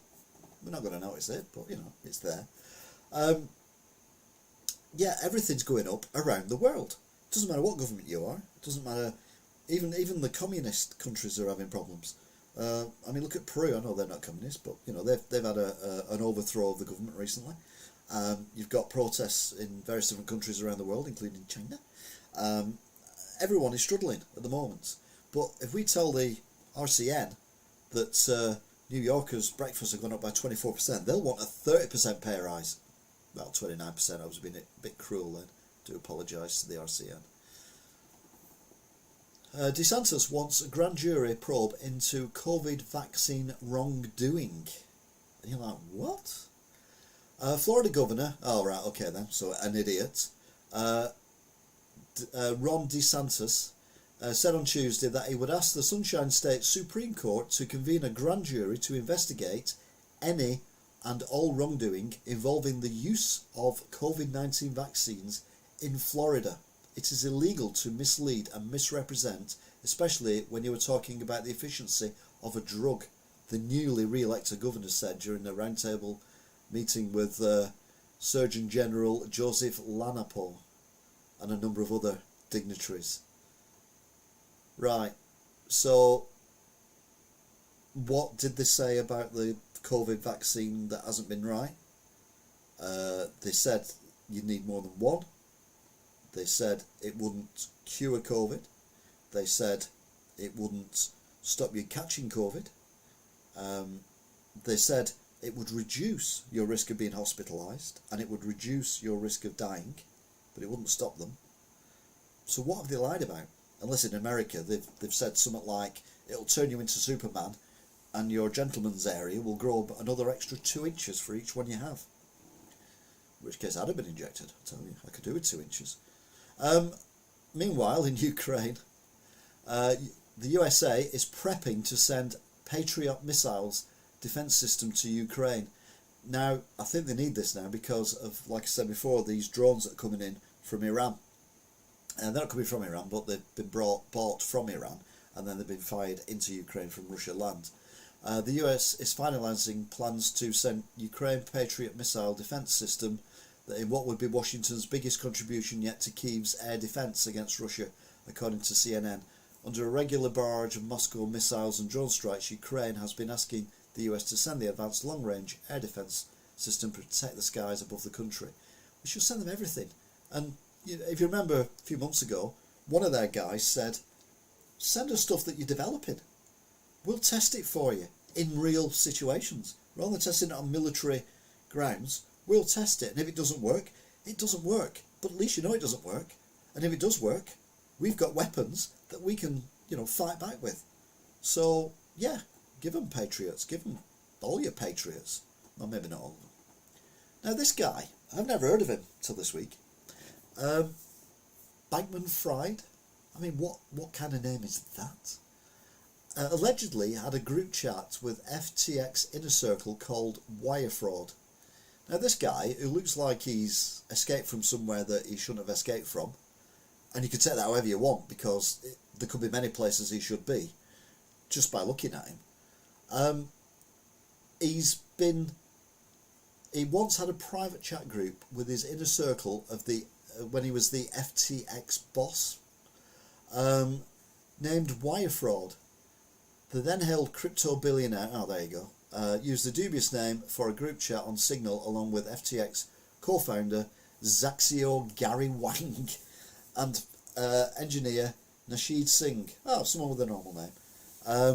Another Wire Fraud user was allegedly Bankman Fried's ex. I mean, why? Never trust anyone with a really bad haircut to run a business.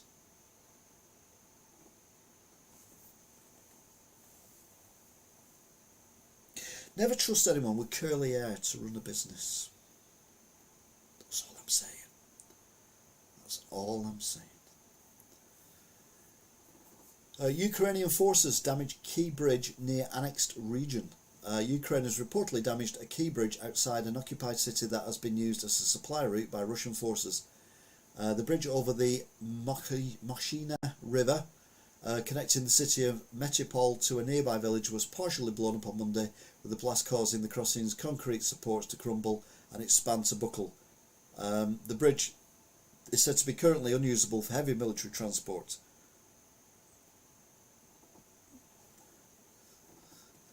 I don't think that's a funny story. It's a very sad story. Meanwhile, Sam Bankman-Fried, who is he? Who is he? Oh, sorry, I was channeling Big Brother contestant Nicola then. I do apologise. Who is he? Fallen FTX mogul Sam Bankman-Fried appeared in court in the Bahamas on Tuesday after he signalled he planned to fight extradition to the US, where he faces a slew of federal charges, including fraud, making illegal campaign contributions. The 30-year-old accused crypto crook appeared relaxed and wearing a blue shirt and a heavily guarded court in the capital Nassau. Didn't Nassau get destroyed at some point? I can't remember. Anyway, back to our favourite president. Biden falsely says... Biden says something incorrect? Surely not. Oh yeah, hang on a minute. Biden falsely said that he cut national debt by $1.7 trillion, which is impressive. But it actually increased it by $3.7 trillion. President Biden wrongly claimed on Tuesday that he lowered the national debt by that amount, when in fact the debt grew by nearly $3.7 trillion during his first 23 months in office. Biden made the error while using the term deficit and debit interchangeably during remarks touting the slight decline in the annual inflation rate to 7.1% in November. So, it must be good to have someone as level-headed. And mind you, he's still not Donald Trump, so no matter what. Biden hails 7.1% inflation, warns prices going to take time to go down. That's the thing with inflation, isn't it? Things go up, but they never go down. But that's because wage rises are going up. So what's the point of dropping things when people can afford them? But that means if people can afford them, they're going to buy them at that price, which means people who can't afford it are going to get poorer. Stop asking for stupid wage rises, world. President Biden celebrated a slight decline in the rate of annual inflation to 7.1%, while warning a return to normal rates around 2% was going to take some time, and there may be setbacks along the way. Biden spoke after new data showed annual price increase cooled in November, continuing a gradual deceleration from a peak of 9.1% in June, while staying much higher than it has been for many, many years. So yeah, Biden's happy. Oh, for God's sake. Sam Bankman-Fried hit with 8 criminal charges, including campaign donation violations. The charges include allegations that the Democratic darling broke campaign finance laws with big money donations. The 8-count indictment from the US attorney from the Southern District was unsealed on Tuesday, just hours after the fallen FTX mogul was also charged by the SEC and awaited a court appearance in the Bahamas. So they'll be going backwards here, but it doesn't matter, because I still don't know who he is, and I still don't really care, I'll be honest.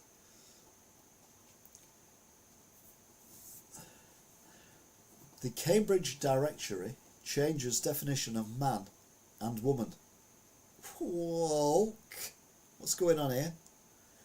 Cambridge Dictionary even, is being criticised by conservatives on social media for altering the definitions of the word man and woman to include people who identify as gender other than their biological sex. The definition of a woman, which previously represented the long-standing view on sex, now states that a woman is an adult who lives and identifies as female, though they may have been said to be different sex prior to the statement they make. What? So yeah, don't buy a dictionary if it's just got the word Cambridge written on it, because you won't understand anything that's going on, because it's woke-tastic. K-pop supergroup member begins military duty at frontline boot camp. Oh? Him? No, that's not him. That's where he is, in South Korea. Yin, the oldest member of K-pop supergroup BTS. Now, I have heard of BTS. I have. It was mentioned today on The Chase, or yesterday on The Chase. Began his 18-month mandatory military service at frontline South Korean boot camp on Tuesday, as fans gathered near the base to say their goodbye to their star. 6 other younger BTS members are to join the military in coming years, one after another, meaning that the world's biggest boy band must take a hiatus, likely for a few years. Oh God, no. I don't know what I'm going to do. I mean, it was bad enough when Say That split up. And when Elvis joined the army as well. Oh my God. And BTS. Oh, hang on a minute. Oh, I couldn't care less. Florida retailer finds trespassing couple having in a pool in a for sale house. A Florida retailer was stunned to find a nude couple romping in the pool of a property she was preparing to show to a client. A police said the Polk, P-O-L-K, County Sheriff's Office. You couldn't write this. You couldn't Polk. You couldn't make this up. Reported the startling agent pulled up at the empty house in Devonport and saw a mysterious car in the driveway around 9:45 a.m. Knowing that no one was authorised to be on the property, the suspicious broker called 911. When the police arrived, they went round the back and they found the couple frolicking completely naked in the pool. And why wouldn't you?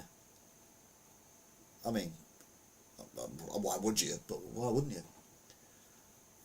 A sheriff threatens outgoing Arizona Governor Doug Ducey with arrest over the border wall. Arizona's outgoing Republican governor Doug Ducey is pushing ahead with building a wall made out of shipping containers along with the state's borders with Mexico, even as the local authorities threatened to arrest him.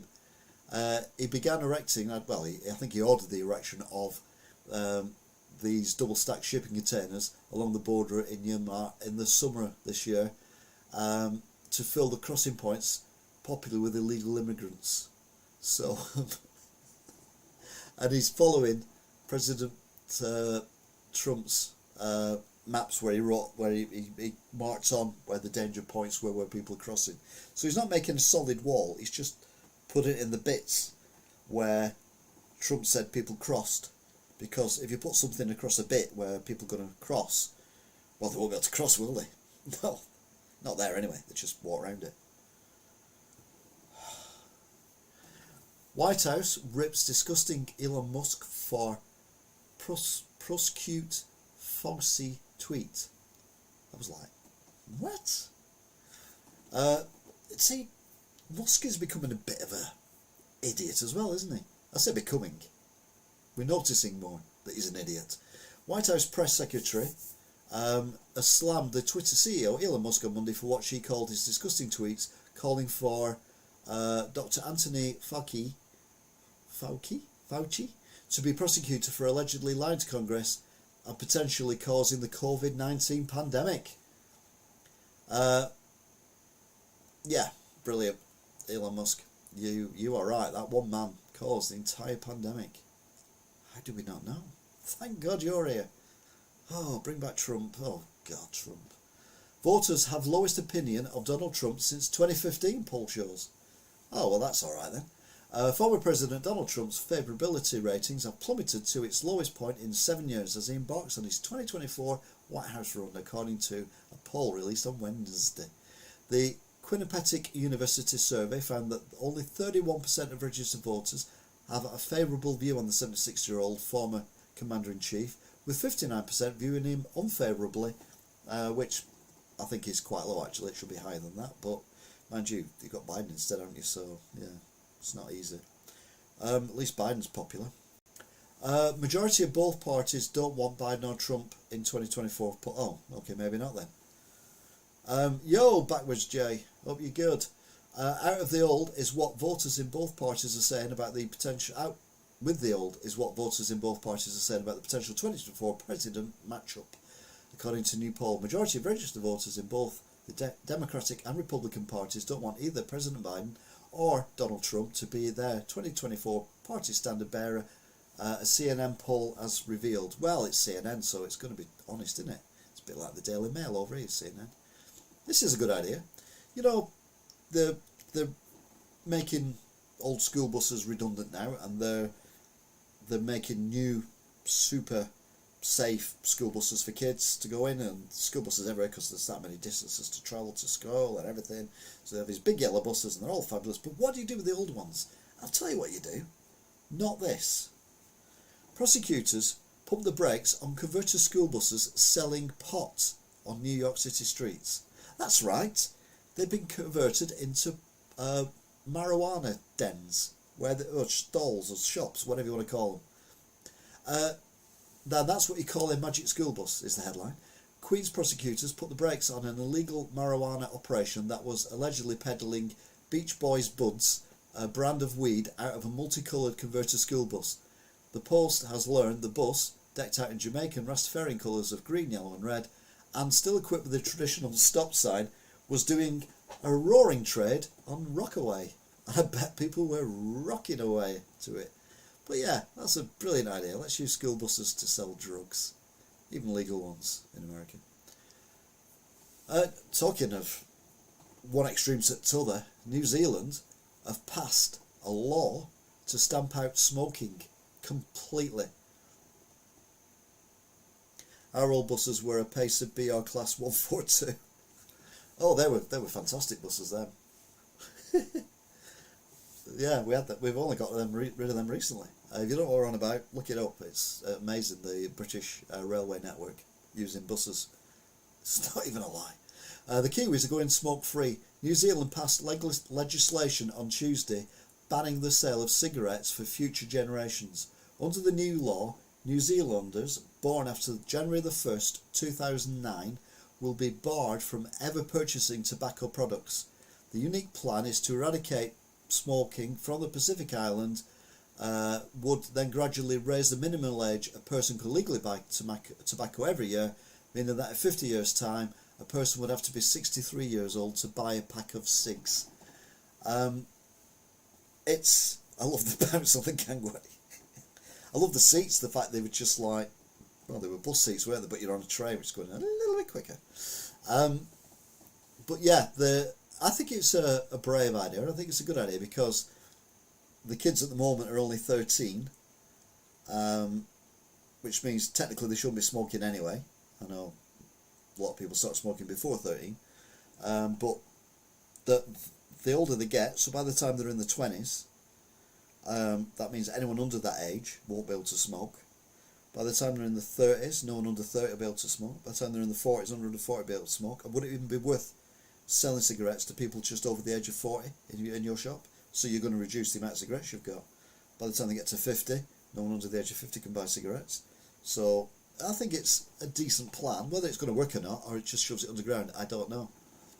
But yeah, it's an interesting idea, and I think it should be tried everywhere. Now this was a success story, but the problem is when Ukraine has a success story, Putin spits his dummy out.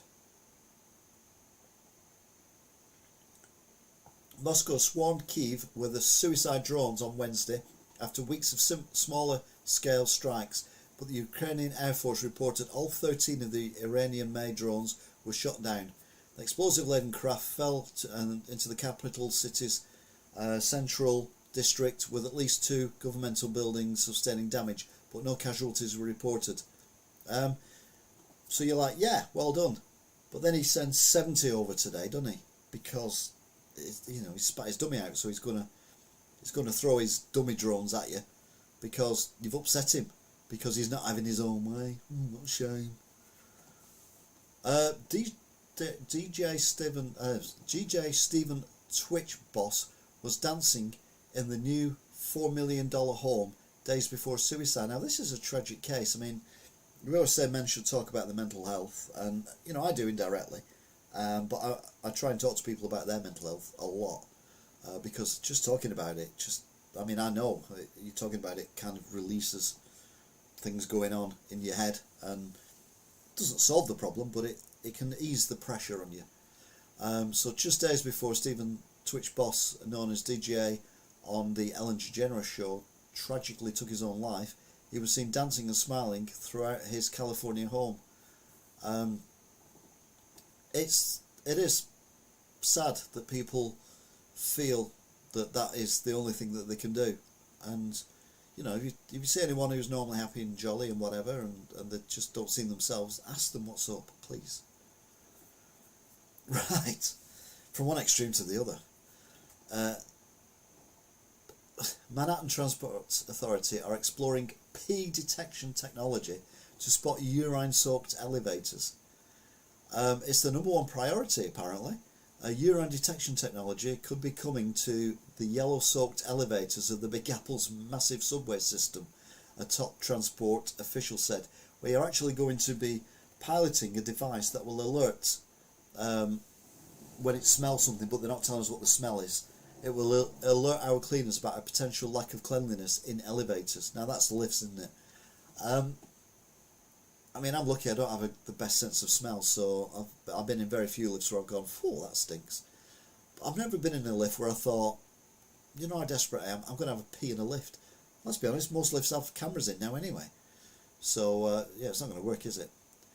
Anyway, what you need superpowers or something like that to be able to sniff out someone who's peeing and then just go and tie a knot in it or something.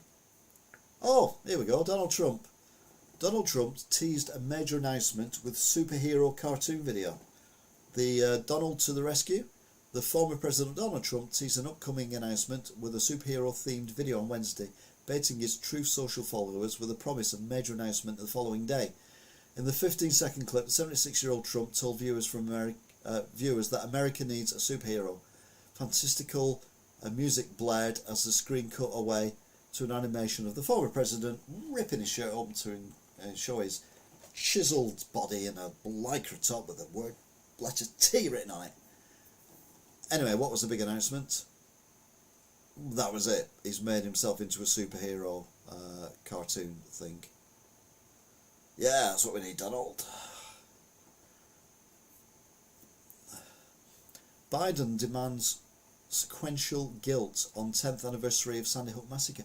I cannot believe Sandy Hook Massacre is 10 years ago. Genuinely, I cannot get it in my head that is 10 years ago. At the most, I'd say it was 5 years ago. It can't be 10 years ago. I'd be shocked saying it was... I know You've Laid was a few months ago, but 2 or 3 years ago. 10 years ago? President Biden said on Wednesday there should be societal guilt on the 10th anniversary of the Sandy Hook Elementary School Massacre for the failure of legislation to ban assault weapons. 26 and 27-year-old... 26 and 7-year-old... What? 26 and 7-year-old students and 6 staffers, were murdered at the school in Newtown on December the 14th, 2012. The gunman, 20-year-old, doesn't need his name, killed his own mother and used her own legally owned guns. So I don't think that would necessarily... They weren't his guns, they were his mother's guns. So I don't know how legislation would stop that, because his mother probably was of sound mind. Man shot black Airbnb guest because he thought he was a thief. What? A white California man has been charged with shooting a black Airbnb guest after his lawyers claimed he mistook the man for a thief who broke into his car days earlier. Well, they know what they say, don't they? Mark Henry Walters pleaded not guilty on Monday to the shooting of an unarmed 21-year-old victim in a quiet northern San Jose neighbourhood. Walters initially bailed out of custody but was ordered back to jail by the judge because he was showing no remorse whatsoever. So yeah, basically he saw a black guy, thought that's the guy who robbed my car. He was a guest in the same building they were in, and he shot him. Brilliant. Putin readies massive Yars nuclear missile capable of hitting the USA and UK. Russian tyrant Vladimir Putin, spoiled dummy guy, has reinserted his nuclear threat against the West by appearing to prepare a massive nuclear missile that is capable of hitting both the USA and UK for combat use. Footage released on Wednesday shows the installation of a massive Russian Yars rocket into a silo at the Kolensk military compound in the Kaluga region of southwest of Moscow. I played a game that was called Kaluga. It was actually quite scary. Didn't have any missiles in it though. Don't think we need to worry. You're alright.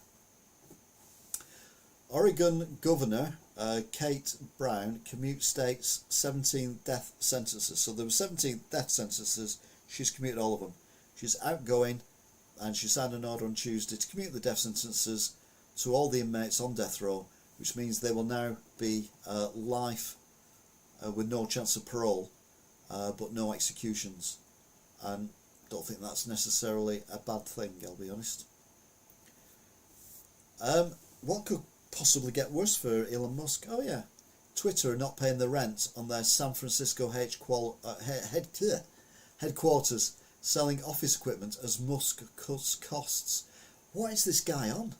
He's bought for, what was it, $33 billion Twitter, and he's just running it into the ground. Twitter has been skipping rent payments on its San Francisco headquarters and putting up office supplies for auction under new CEO Elon Musk as the social media company looks to strengthen its financial position. Twitter hasn't paid rent on its San Francisco location or any of its global offices for weeks. Yeah, it's scary. I mean, okay, you need these people who are a little bit, to invent things, but we don't need them kind of running the country. A real-life hamburglar wanted for snatching nuggets and burgers from New York City McDonald's. What? A real-life hamburglar is wanted by police for stealing more than 24 nuggets and 2 double cheeseburgers from a Bronx McDonald's in knife-point robbery last week. I mean, you've got to be desperate to use a knife to get your burgers, but when you do, only to take 2 double cheeseburgers and 24 nuggets seems a bit of a waste. The alleged thief threatened staffers inside the Mount Eden eatery with a knife before casually heading behind the counter and helping himself to the fast food at around 4:30 p.m. Yeah, well, that's one way to get them cheaper, but don't do it. It's wrong on multiple levels. The nuggets aren't the best, and you could have had 2 double quarter pounders with cheese. Oh, the fillet fish. Oh, don't even get me started on the fillet. Hang on, I'm going to be sick.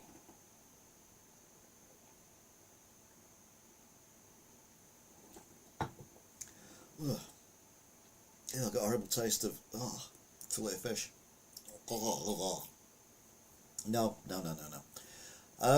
Hey, Sam Bankman-Fried's family called Bahamas prison to request vegan meals for him. Disgraced crypto billionaire Sam Bankman-Fried's relatives reportedly called the rodent-infested Bahamas prison where he's being held and asked if he could get vegan meals. Oh, yeah, I know what the answer would be, and the second word would be off. Prince Harry and Meghan Markle show accused of treason with latest royal attacks. That's bull. They're a family having a dispute and they're just doing it in public. I've talked about it enough. I'll be honest. I'm not going to say any more about that.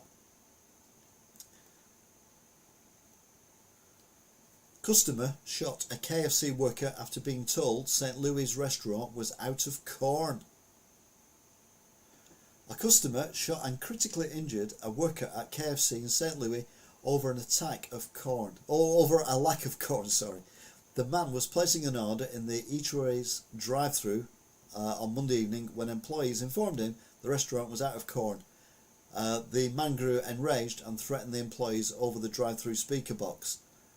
And then he drove round and shot one of the workers there. Hopefully he'll make a full recovery, and hopefully the guy, when he ends up slammed inside, he'll get vegan food. That'll teach him. Musk vows legal action against teen who tracked his jet flights on Twitter. Just when you think this man couldn't be more insane. Elon Musk revealed on Wednesday night that he's taking legal action against a teenager, against the teenager who runs a since suspended Twitter account tracking the billionaire's jet flights. The Twitter CEO made the announcement after implying the jet tracking account operated by Jack Sweeney, a University of Central Florida freshman, was to blame for a Tuesday stalking incident when someone followed Musk's family. You don't need a Twitter feed to follow an aeroplane anywhere in the world. You can follow any aeroplane at any point that you want by just going onto the air flight thing website. I've been on it a few times, and you can actually select individual planes. Even if they're on the ground, you can still select them. So yeah, just grow up, Elon, please, and just sell Twitter to people who've had it. Just give it them. You've done a Liz Truss on it, so just give it back. Flight tracker, that's the word I was looking for, thank you. A suspicious Arizona driver was cited for carpooling with an inflatable Grinch.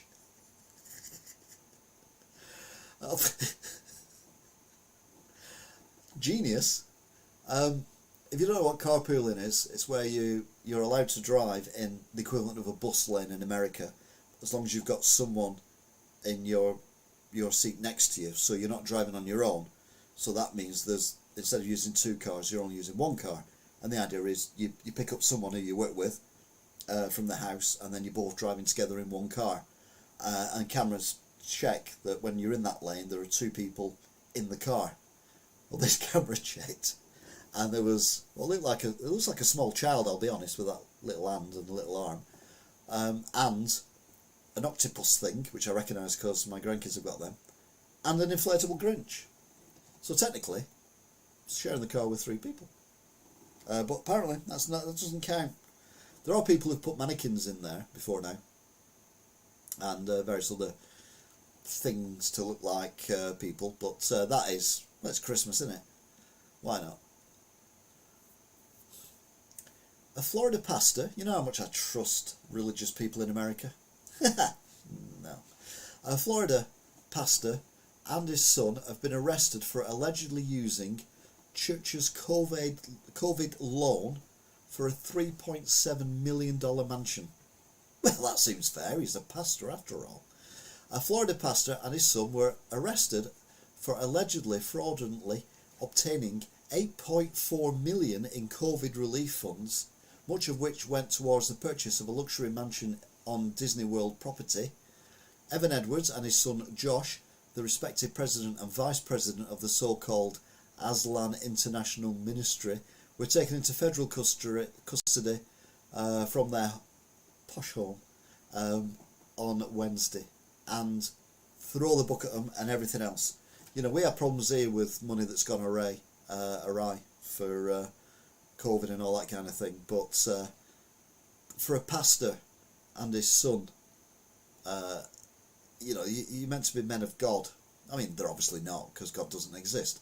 But they take advantage of people who believe in all that nonsense, and they feather their own, well, they don't even feather their own pockets. They build their own nest with the money that should be going to something more important. There. Texas border checkpoint thwarts smuggling of 50 migrants, 3,000 pounds of liquid meth disguised as bleach. Two separate incidents. It wasn't 50 migrants and 3,000 pounds of liquid meth disguised. They weren't all disguised as bleach. Didn't dress them up in like massive bleach costumes or anything, or they didn't liquidize them and said the bleach and would then reconstitute them when you get over them. No. A migrant smuggling operation was thwarted with the help of X-ray technology at the Texan Border Patrol checkpoint earlier this month. I don't know if you can see there or not, but you can see how they're actually squeezed in. I mean, I don't know what the COVID status is in America and in Mexico, but they're certainly not keeping the distances, are they? And the meth was in litres of alleged bleach. But anyway, I think the feds are getting good at catching them now, so well done you. See, people are whinging about the NHS, and we got no staff, we got no money, blah, blah, blah, blah. New York hospitals on brink with staffing shortages and financial woes. It's not just here, it's the entire world that's screwed. Open your eyes. New York hospitals are reeling as they still struggle to emerge from the coronavirus pandemic, with half the facilities reporting they slashed or eliminated services because of staffing shortages, while 2/3 said they're operating on the red, a shocking new industry report reveals.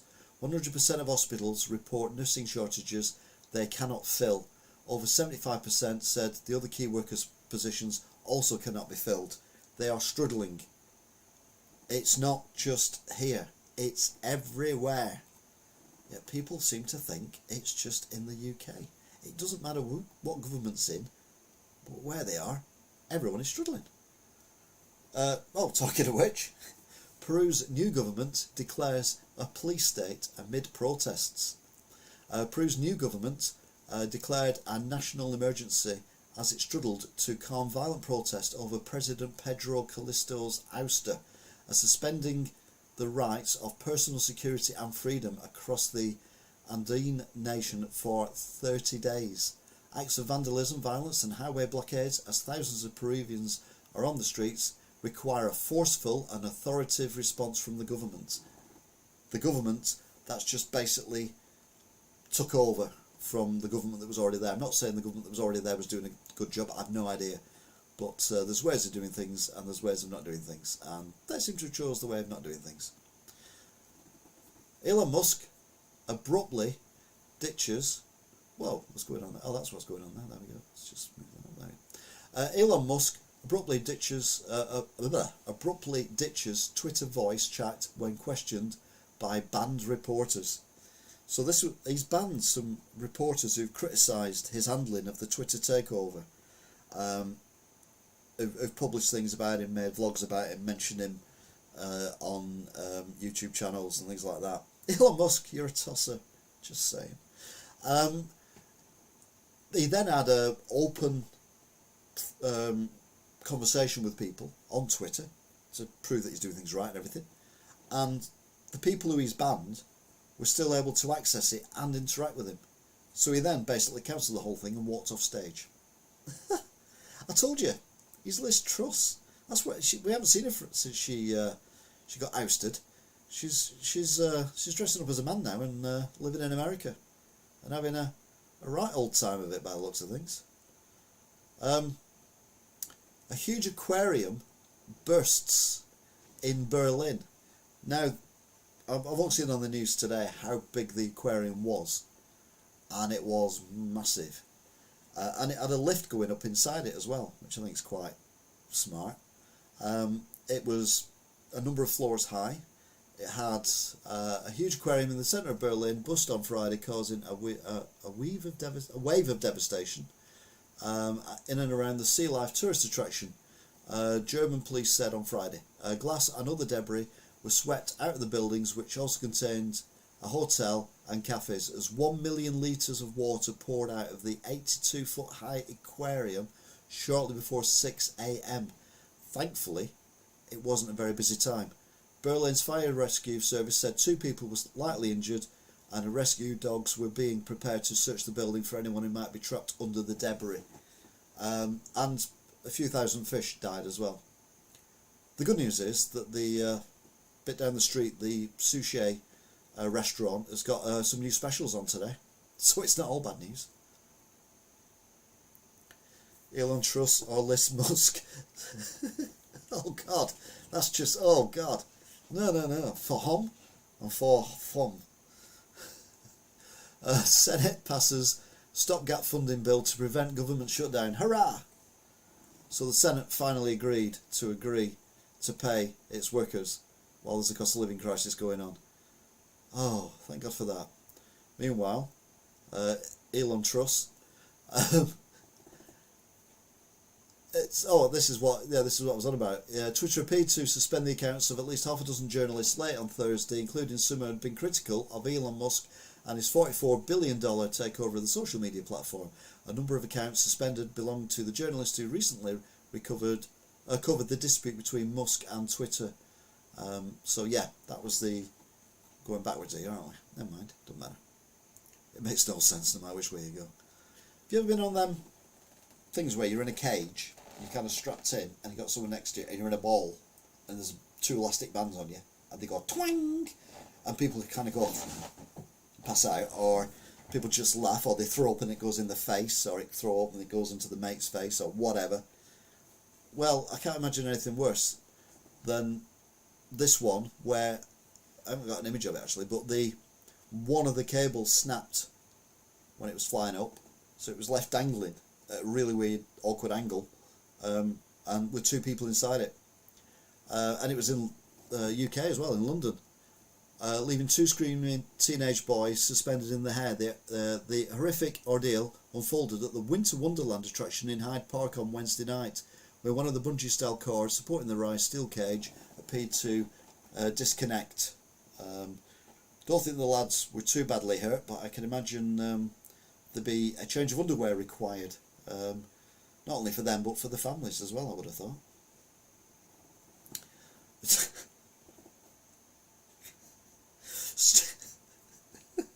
I forgot about this one. Students are banned from taking photos of a trans teacher with Z-sized prosthetic breasts. So what have they done? They've took a picture of her. Snapping shots of a school teacher's Z-sized breast implants is X-rated and penalised at Canadian high school.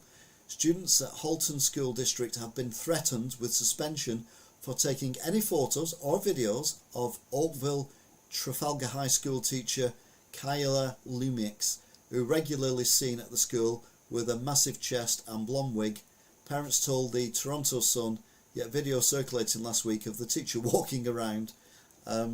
It's like, yeah, you know, I know we said before about the male, women, men thing and all that kind of stuff, but as I've always said, you can choose to be who you want to be, and you can identify as who you want to be. What I don't agree with is forcing people to identify and to fit into boxes. You don't have to fit in a box. The one thing I would say is male, female, but if you want to be transgender, that's fine. You want to be gay, straight, bisexual, asexual, all fine. If you want to be any religion you want, or like me, no religion whatsoever, atheist, that's fine as well. Just don't try and shove it down your throat. Ooh, missus. Ooh, missus. But yeah,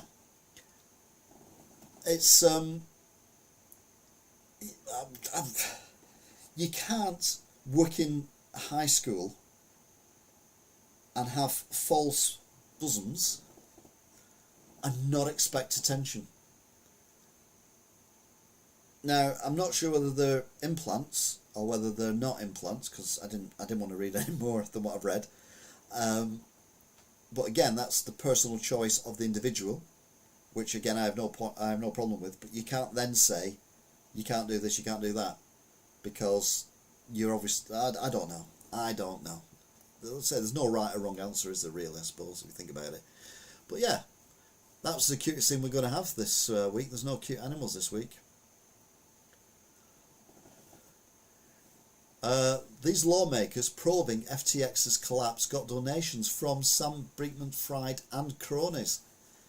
So this company that's crypto crook, accused crypto crook Sam Bankman-Fried and his FTX associates put nearly $95,000 in donations at least 11 members of the House of Financial Services Committee ahead of the 2022 midterm elections. So basically all the people looking into the inquiry into whether or not this guy is a bad guy or a good guy have all been given money by him. Seems legit.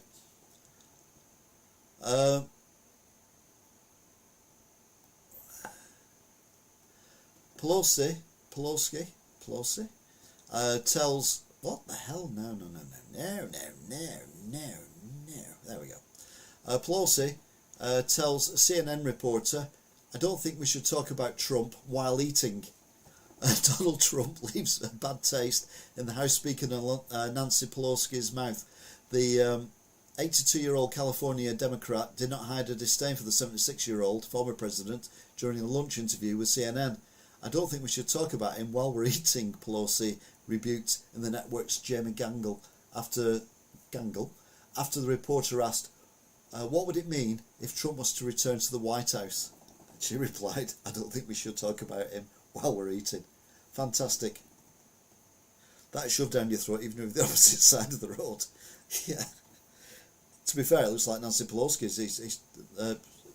She's just walked past the table while they're eating. But yeah. Anyway, that is it for today. Another mammoth one. Well, there was 104 items to get through, so I suppose it was going to take a while. I'm going to leave my image though, my favourite image of the day. If you weren't here earlier on, a bus company said it had to cancel a service due to operational difficulties. And it also said that the route, on a route, but didn't say exactly what the difficulties were. And then they've took this picture and said, we reckon we've figured it out. It's one of their buses that's completely blocked the lane, obviously black ice or whatever. So, yeah, I'm going to leave that as my image of the day, because it basically is recreating the green thingamabobby shipping container in the Suez Canal. Green Earth, green summer. Yeah, and it's just completely blocked the road, which is hilarious. I don't know how the hell they're going to get that out of there, because that is a proper wedgie job. They might have to get a crane and lift it up. That's a pacer just stuck in the trees. Yeah, maybe it was trying to get back on the railway track again.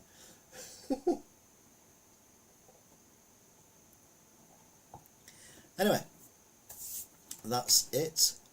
Thank you very much for watching. Did you still on? We've had 35 viewers today. Highest number of people watching at any one time was 6. So let's say thank you and good night to Deno, Halix, JT and Rach, NE, Angelo Kane, Stuart Weir. Oh, if you're still on, any news on this shop? I'm just getting really fed up with the whole thing at the minute. It's bringing me down again. So no. Matt Francis, Backwoods J, Matt Francis again. So yeah, thank you very much, and Deno as well, obviously. I say you again because you're still on. So thank you very much for watching. This is still, and all being well, I will see you again next week for what a week that was. And if you have any ideas on hero or villain of the year, then feel free to comment in the comments section of this said broadcast, or if it's a podcast. I don't know how you can talk to me on a podcast, I'll be honest. Just have to join in on this and then talk to me. Yeah, follow the link in the podcast to the YouTube video, and then you can comment in the comments of the YouTube video. There you go. It's easy for everyone. Anyway, thanks for watching, if indeed you still are, and I'll see you all again next week and we'll see what a week that was. Until then, bye.